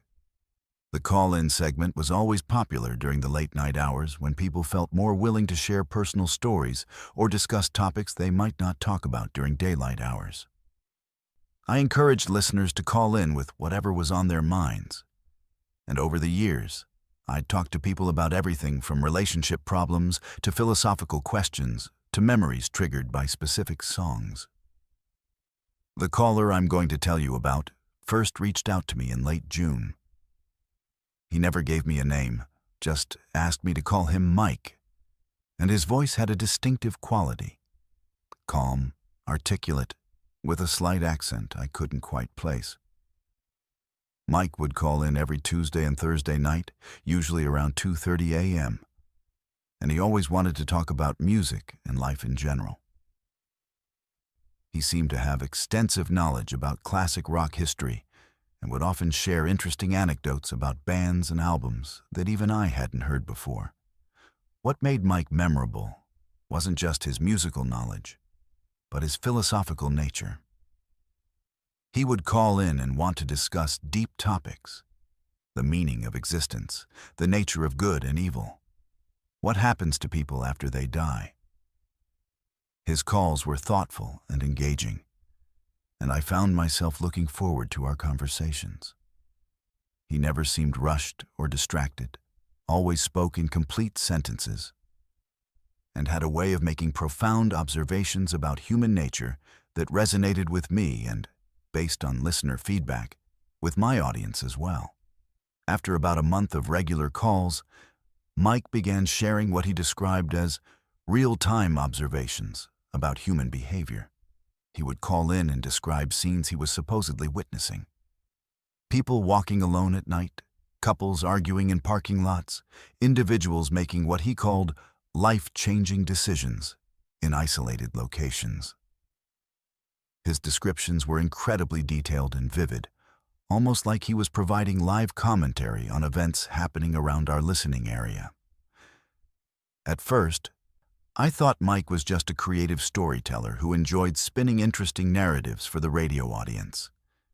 His descriptions had a cinematic quality that made for compelling radio, and listeners seemed to enjoy the mysterious calls from this philosophical observer of late-night human activity. I began to feature his calls as a regular segment, encouraging him to share his field reports, as I jokingly called them. The first hint that something was seriously wrong came in early August, when Mike called in and described in detail a scene involving a young woman walking alone through the downtown area. He talked about her appearance, her behavior, what she was wearing, and speculated about where she might be going at such a late hour. His description was so specific and detailed that it seemed like he had to be looking directly at this person while talking to me. The next morning, I learned that a woman matching Mike's exact description had been found murdered in an alley downtown. The timing of the discovery, the location, and the victim's appearance all matched what Mike had described during our call the night before. The police report mentioned that the victim had been killed sometime between 2 and 3 a.m., which was exactly when Mike had been talking to me about seeing her. I tried to convince myself it was a coincidence, but I couldn't shake the feeling that Mike's call had been more than just storytelling. I started paying closer attention to the details he provided during his calls, taking notes about locations, times, and descriptions of the people he claimed to be observing. I also began checking local news reports and police activity logs to see if there were any correlations between Mike's observations and actual events. The pattern that emerged was terrifying. Every detailed scene that Mike described during his calls corresponded to a violent crime that occurred within hours of our conversation. He would call in and describe someone in a specific location, provide detailed observations about their behavior and appearance, and then that person would be found dead or seriously injured in that exact location shortly after our show ended. Mike's descriptions weren't just accurate. They were impossibly precise. He would describe clothing that victims were wearing, specific injuries they had sustained, and even, quote, conversations that had taken place during the attacks. It became clear that Mike wasn't just observing these crimes.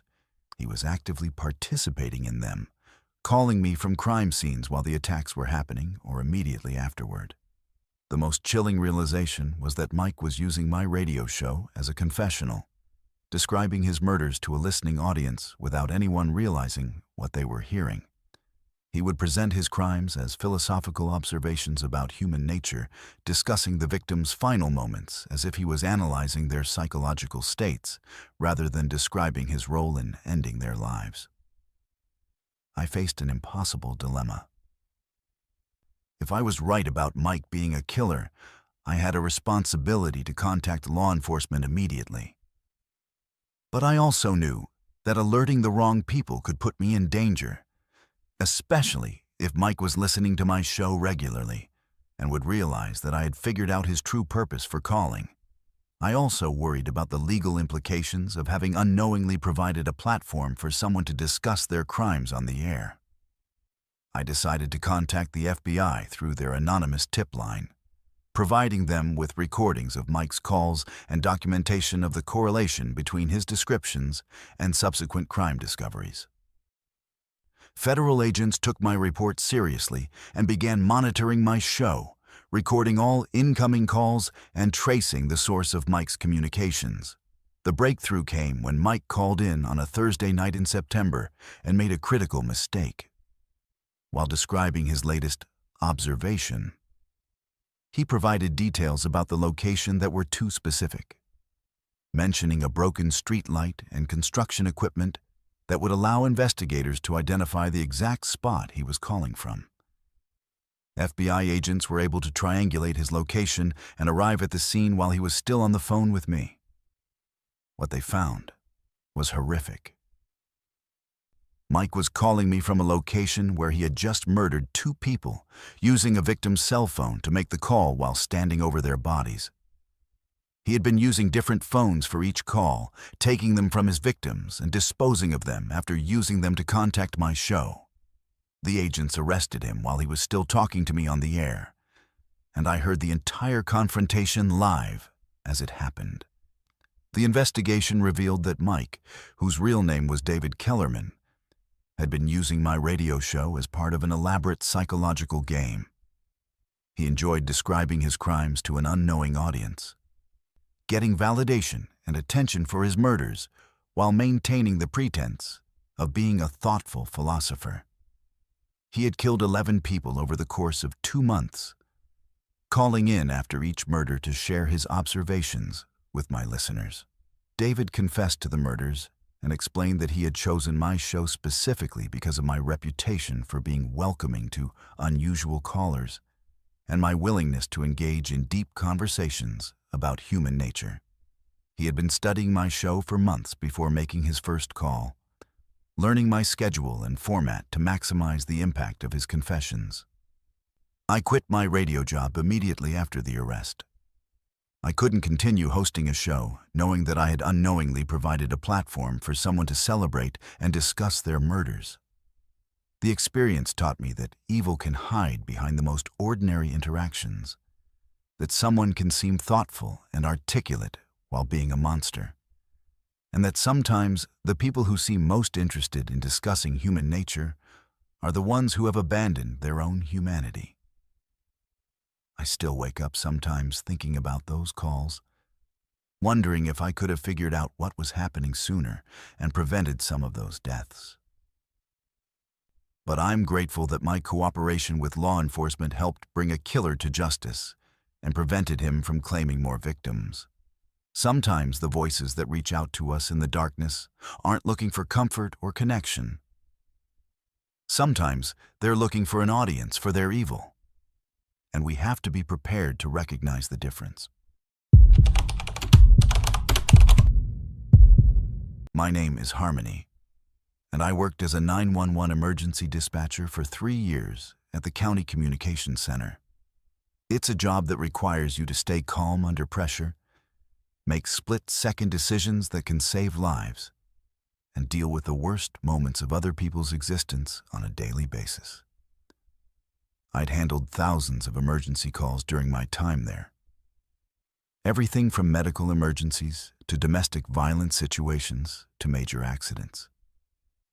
I thought I'd heard every possible scenario that could come through those phone lines until I started receiving calls from a family that had been murdered 5 years before I was even hired. The County Communications Center operates 24 hours a day, with dispatchers working 12-hour shifts to ensure continuous coverage. The night shift, which I worked from 7 p.m. to 7 a.m., was typically busier than most people realize. Drunk driving accidents, domestic disputes that escalate after bars close, medical emergencies involving elderly people who live alone. The overnight hours brought their own unique challenges. I'd been trained to handle multiple emergency lines simultaneously, coordinate with various law enforcement agencies, and maintain detailed logs of every call and response. My workstation consisted of multiple computer monitors displaying maps, unit locations, and emergency protocols, along with a sophisticated phone system that could handle dozens of incoming calls simultaneously. The technology was designed to automatically record every conversation, track the source of incoming calls, and provide real-time information about emergency responders in the field. It was a high-tech operation that prided itself on efficiency and reliability, which is why what started happening in March of last year was so disturbing. The first call came in on a Tuesday night around 2:15 a.m. The caller ID showed an address at 1247 Maple Street, and when I answered, I heard a woman's voice screaming, "Please help us! Someone's in the house! He's got a gun, and he's—" The line went dead before she could finish the sentence. I immediately dispatched police units to the address and tried calling back, but the phone just rang without anyone answering. When the officers arrived at 1247 Maple Street, they found the house dark and apparently empty. They conducted a thorough search of the property but found no signs of a break-in, no evidence of a struggle, and no indication that anyone was currently living there. The responding officers reported that the house appeared to be vacant, with no furniture, no personal belongings, and utilities that had been shut off for an extended period. I assumed there had been some kind of technical error with the caller ID system, that the call had actually originated from a different location and been incorrectly routed through our system. These kinds of glitches were rare, but not unheard of, especially with older phone equipment or cell towers that might misreport location data. I documented the incident and moved on to other calls, but something about the woman's voice stayed with me. The genuine terror in her tone. The way she'd been cut off mid-sentence. 3 weeks later, I received another call from the same address. This time it was a different voice. A young girl, maybe 8 or 9 years old, crying and whispering, "The bad man hurt Mommy and Daddy. I'm hiding in the closet, but I think he knows where I am. Please come help us."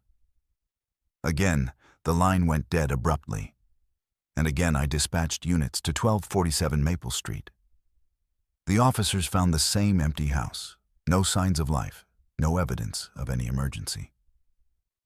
I began to research the address more thoroughly, accessing property records and incident reports to understand what might be causing these phantom calls.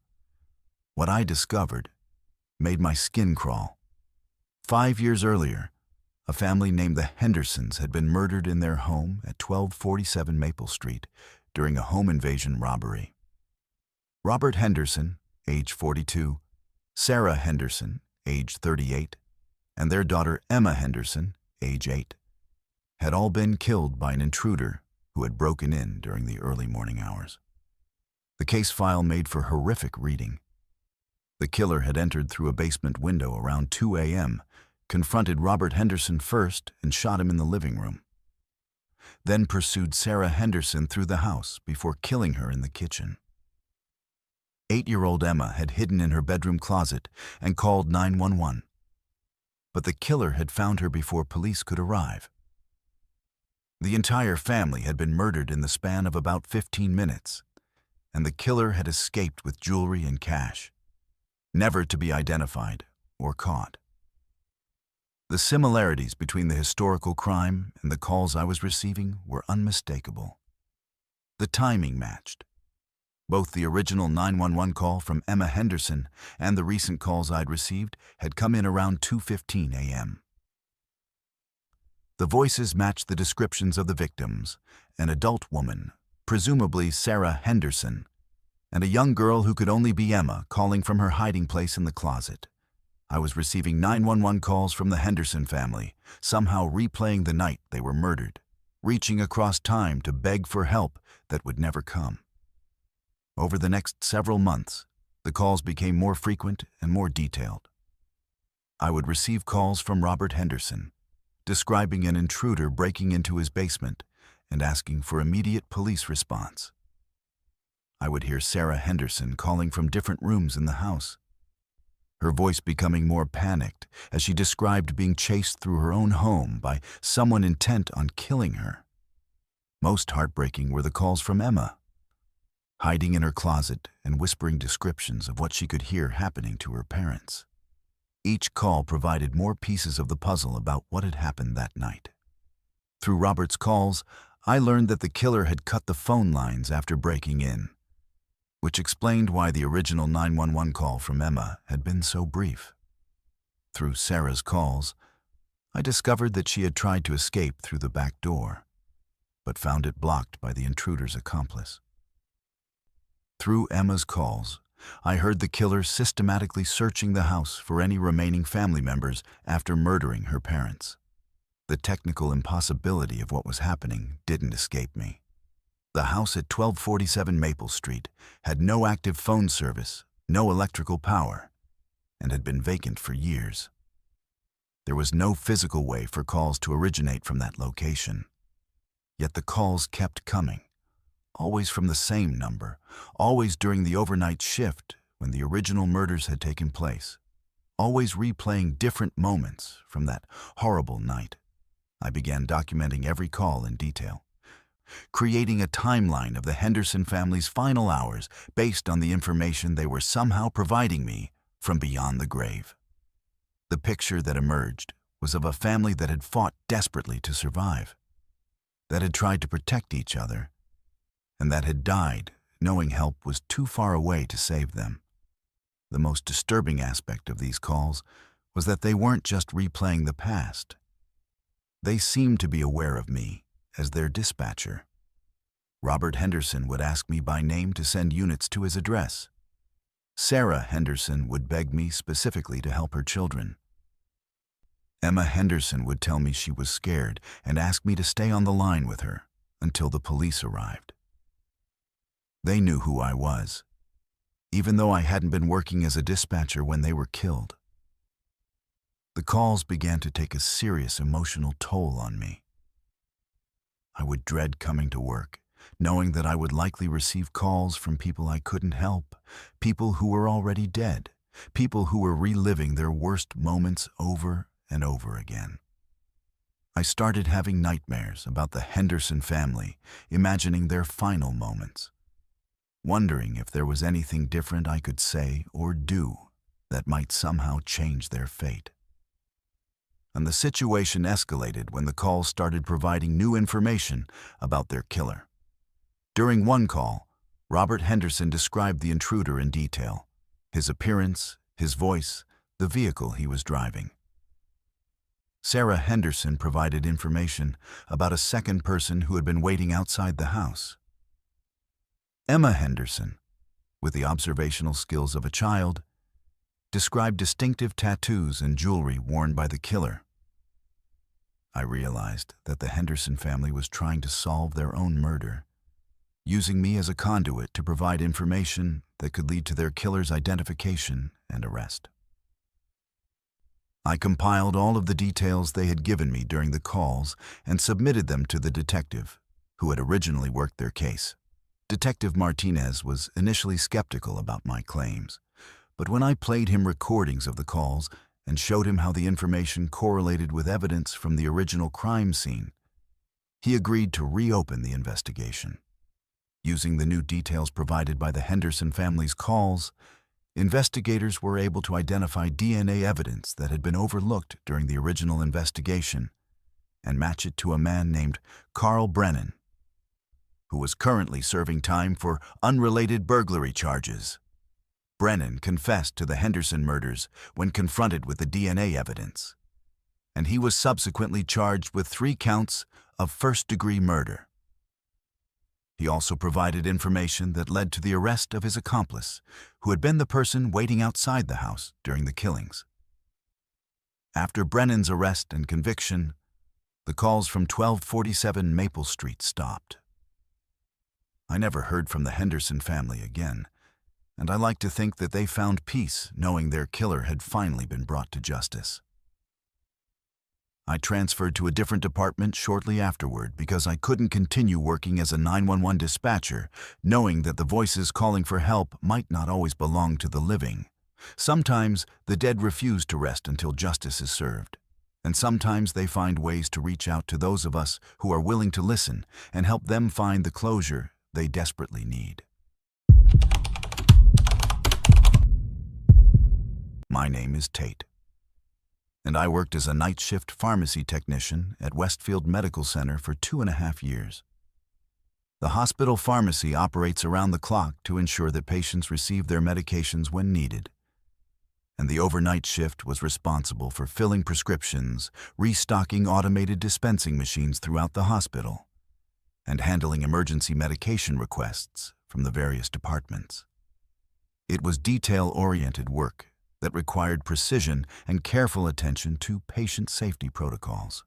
I took pride in my accuracy and efficiency, and I thought I understood every aspect of how our pharmacy system worked until I started receiving prescription orders for patients who had died months or even years earlier. Westfield Medical Center is a 400-bed regional hospital that serves several surrounding counties.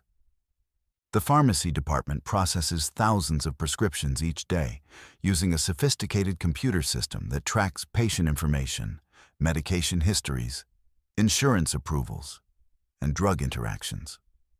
The night shift typically handled about 200 to 300 prescriptions during a 12-hour period, ranging from routine medications for long-term patients to emergency drugs needed for trauma cases or surgical procedures.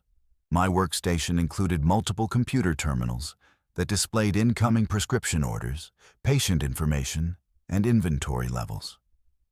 The system was designed with multiple safeguards to prevent errors. Every prescription had to be verified by a licensed pharmacist before dispensing. Patient identities were confirmed through multiple data points, and automated alerts would flag any potential problems with dosages, allergies, or drug interactions. It was a highly regulated environment where accuracy was literally a matter of life and death. The first unusual prescription order appeared in my queue on a Thursday night in January. The system showed an order for cardiac medication prescribed to a patient named Margaret Chen, room 3114B. The prescription itself seemed routine, digitalis for heart failure management. But when I looked up the patient information, something seemed wrong. According to the system, Mrs. Chen was listed as a 78-year-old woman admitted for cardiac monitoring. But when I tried to verify her current room assignment, the hospital registration system showed room 3120B as unoccupied. I assumed there had been a clerical error, perhaps a patient transfer that hadn't been properly updated in the system. I called the nursing station for the 3rd floor to confirm Mrs. Chen's location, but the charge nurse told me they had no patient by that name currently on their unit. When I checked with the admissions office, they confirmed that Margaret Chen had been discharged 2 days earlier after a brief stay for chest pain evaluation. The strange part was that the prescription order showed a timestamp from that current night, indicating that it had been entered just minutes before appearing in my queue. The ordering physician was listed as Dr. Rodriguez from the cardiology department. But when I called his service, they told me he was not currently on duty and had not entered any prescription orders that evening. Despite these discrepancies, the order remained active in my system, waiting to be filled. I documented the incident and reported it to the night supervisor, who suggested that it might be a system glitch where old prescription data was being reprocessed incorrectly. She advised me to cancel the order and monitor for similar occurrences. I followed her instructions, but I couldn't shake the feeling that something more significant was happening. Over the next few weeks, similar phantom prescriptions began appearing in my queue with increasing frequency. Orders would come through for patients who were not currently admitted to the hospital, prescribed by doctors who were not on duty, for rooms that were either empty or occupied by completely different patients. When I tried to trace the source of these orders, they seemed to originate from within our own hospital system. But no one could explain how they were being generated. I began keeping a detailed log of these phantom prescriptions, noting patient names, room numbers, medications ordered, and prescribing physicians. What I discovered was deeply unsettling. Every single phantom prescription was for a patient who had died during their stay at Westfield Medical Center, and the medications being ordered were the exact same drugs they had been receiving at the time of their death.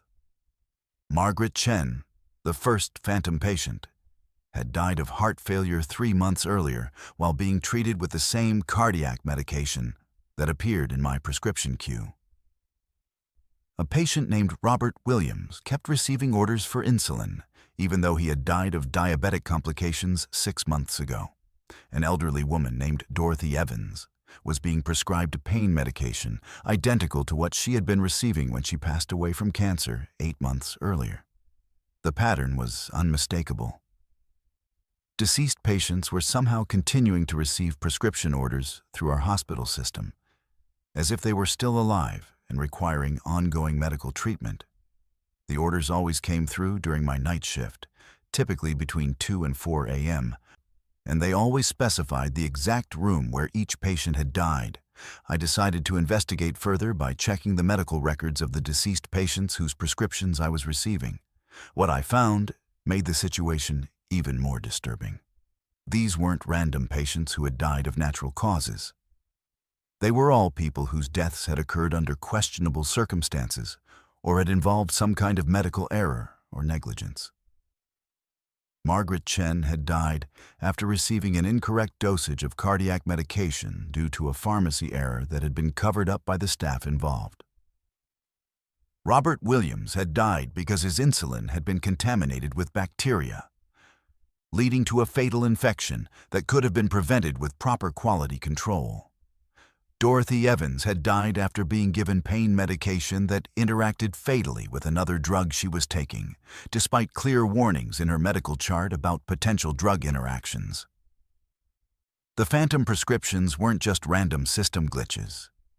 They were appearing for patients whose deaths might have been preventable if proper protocols had been followed. It was as if these patients were trying to communicate that their deaths had been the result of medical negligence, using the same prescription system that had failed them in life to seek some kind of justice or acknowledgement after death. I began documenting not just the phantom prescriptions, but also the circumstances surrounding each patient's death. I accessed medical records, incident reports, and internal communications related to these cases, uncovering a pattern of medical errors, cover-ups, and institutional negligence that had resulted in multiple preventable deaths. The most shocking discovery came when I realized that several staff members, including pharmacists, nurses, and physicians, had been systematically falsifying records and hiding medical errors to protect themselves and the hospital from liability. Patients had died due to medication errors, equipment failures, and protocol violations. but their deaths had been attributed to natural causes or complications from their underlying conditions. The phantom prescriptions began providing more specific information about these cover-ups. Orders would include detailed notes about incorrect dosages, contaminated medications, or dangerous drug interactions that had been involved in each patient's death. It was as if the deceased patients were using the prescription system to document the medical errors that had killed them, creating a permanent record that couldn't be deleted or falsified like their original medical charts. I realized I was in possession of evidence of widespread medical malpractice and potentially criminal negligence that had resulted in multiple deaths. The phantom prescriptions were providing me with information that could expose the cover-ups and hold the responsible parties accountable for their actions. But I also knew that going public with this information would put my job and possibly my safety at risk, since some of the people involved in the cover-ups still worked at the hospital. I decided to contact the state medical board and the hospital's accreditation agency, providing them with copies of the phantom prescriptions and the documentation I had gathered about the suspicious deaths.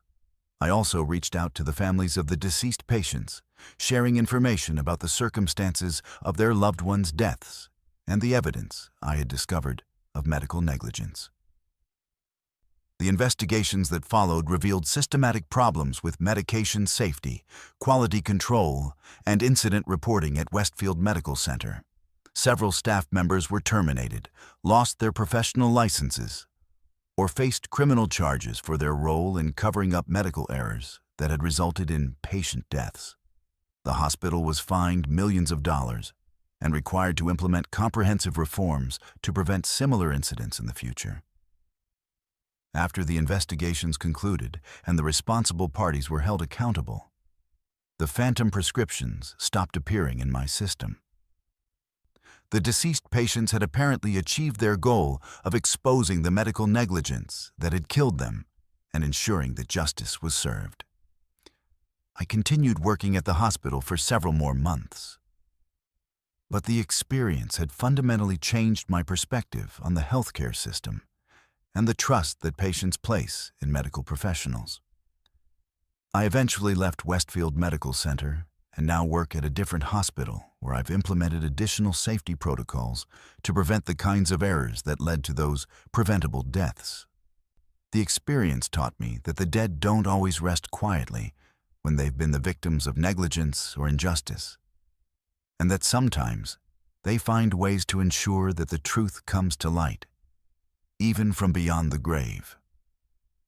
The phantom prescriptions were a reminder that every medication we dispense, every procedure we perform, and every decision we make has the potential to save or cost someone's life, and that we have a sacred responsibility to honor the trust that patients place in us to provide safe, competent care. My name is Mariella, and I worked as a waitress at the Highway 49 truck stop for 8 years before I discovered that some of my regular customers were involved in something far more sinister than long-haul shipping. The truck stop was a 24-hour operation that served as a lifeline for drivers traveling cross-country, offering fuel, food, showers, and a place to rest during mandatory break periods.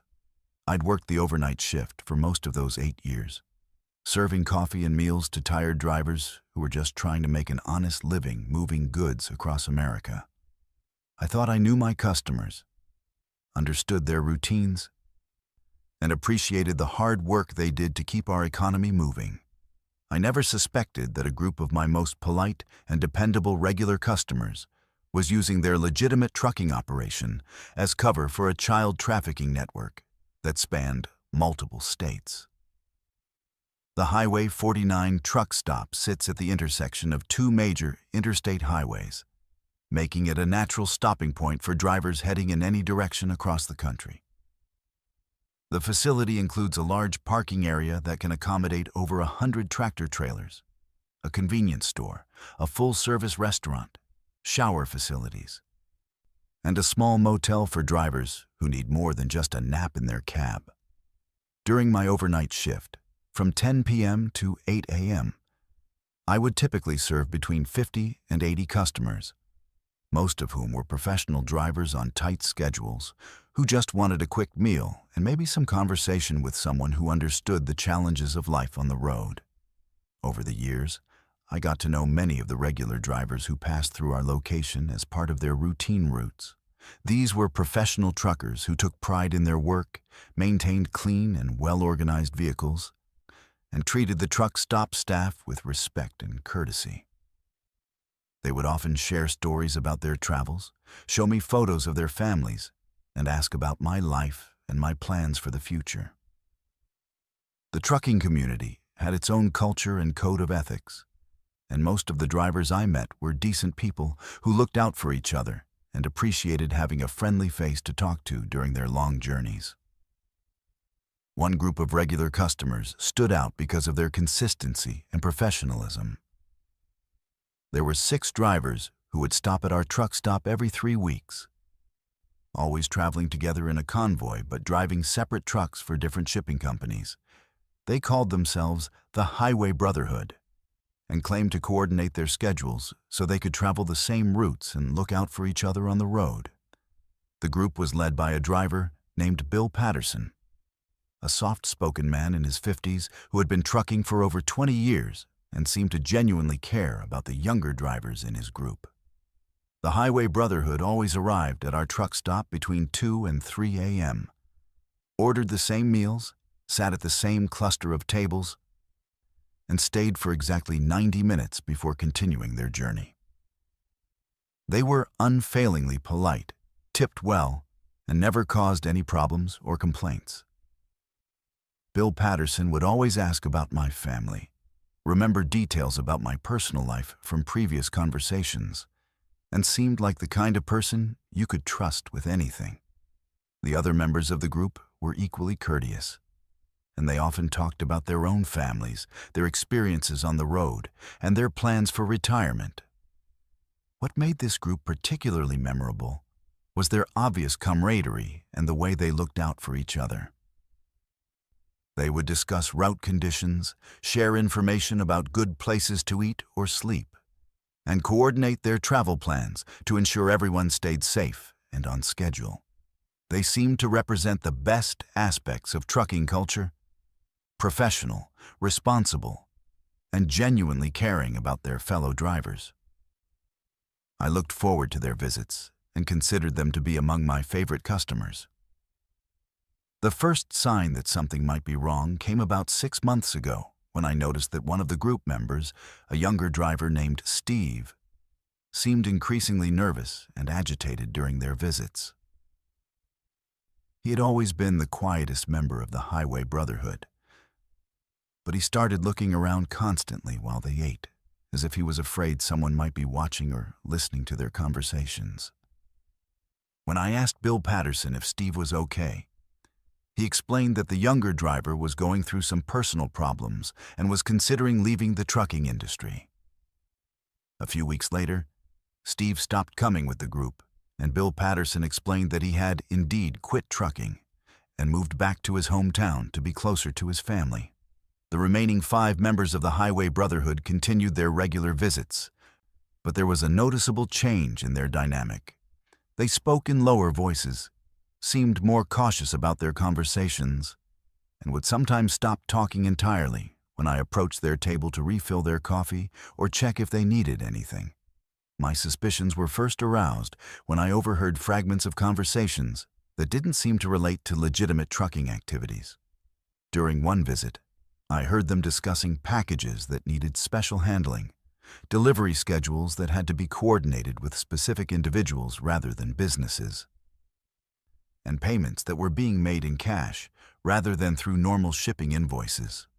When I tried to listen more carefully to their conversations, they would notice my presence and immediately change the subject to mundane topics like weather conditions or truck maintenance.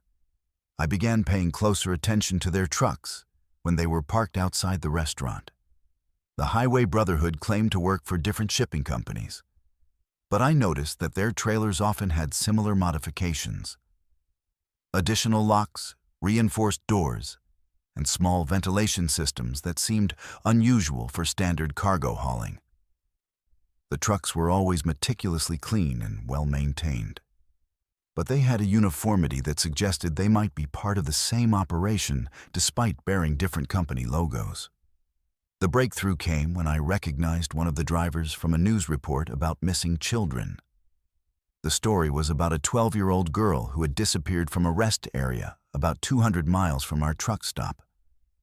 And the security footage showed her talking to a man who looked exactly like Tom Bradley, one of the Highway Brotherhood members. When I saw Tom during their next visit, I was certain it was the same person who had been caught on camera with the missing child. I started researching the routes and timing of the Highway Brotherhood's travels, comparing their schedule to reports of missing children along the interstate highways they claimed to travel. The correlation was horrifying. Children would disappear from rest areas, truck stops, and small towns within days of the Highway Brotherhood passing through those areas. The disappearances followed their route like a trail of destruction, with children vanishing every few hundred miles along the highways they traveled. I also discovered that Steve, the nervous driver who had supposedly quit trucking, was actually dead. His body had been found in a remote area off the highway about a month after his last visit to our truck stop. The official cause of death was listed as a single-vehicle accident. But the circumstances were suspicious enough that some investigators believed he might have been murdered. I realized that Steve had probably discovered what his fellow drivers were really doing and had either tried to leave the group or threatened to expose them. The most disturbing discovery came when I found missing children reports that included descriptions of a truck stop where the children had last been seen. Several of the missing children had been spotted at locations very similar to ours: 24-hour truck stops at highway intersections where they had supposedly been traveling with adult relatives who were never identified or located. The children would be seen eating at the restaurant, using the restroom facilities, or playing in the parking areas, and then they would disappear without any trace of where they had gone or who they had been traveling with. I realized that the Highway Brotherhood was using truck stops like ours as transfer points, where they could move children between different vehicles, change their appearance or clothing, and make it nearly impossible for law enforcement to track their movements. The children were being transported in the modified trailers I had observed, moved from one location to another as part of a sophisticated trafficking network that used the legitimate trucking industry as cover for their criminal activities. I knew I had to contact law enforcement, but I also knew that I needed to be extremely careful about how I handled the situation. The Highway Brotherhood had been visiting our truck stop for years, and they knew my schedule, my routines, and my personal information. If they suspected that I was onto them, they could easily make me disappear, just like they had done to Steve and countless children. I compiled all of my observations and documentation and contacted the FBI through their anonymous tip line, providing them with detailed information about the Highway Brotherhood's schedule, vehicle descriptions, and the correlation between their travels and missing children reports. Federal agents launched an investigation that involved multiple states and agencies, using surveillance and undercover operations to gather evidence about the trafficking network. The arrests happened during one of their regular visits to our truck stop, as the Highway Brotherhood was finishing their meal and preparing to leave. Federal agents moved in and arrested all 5 remaining members of the group. The investigation revealed that they had been trafficking children for over 10 years, using their knowledge of highway systems and trucking industry protocols to move victims across state lines while avoiding detection by law enforcement. The rescued children and the evidence recovered from their trucks led to the dismantling of a much larger trafficking network that had been operating throughout the southeastern United States. Bill Patterson and his associates received life sentences for their crimes, and their case became a model for how law enforcement agencies could work together to combat trafficking operations that use legitimate businesses as cover for their activities. I left the truck stop shortly after the arrests because I couldn't continue working there, knowing what had been happening right under my nose for years. The experience taught me that evil can hide behind the most ordinary facades, and that sometimes the people who seem most trustworthy are the ones capable of the most heinous crimes. If you found these stories as disturbing as I did sharing them, please subscribe to Verified Fears for more true horror accounts from people who've experienced the unexplainable. Hit that notification bell because you won't want to miss what's coming next. And remember, the truth is often far more terrifying than any fiction.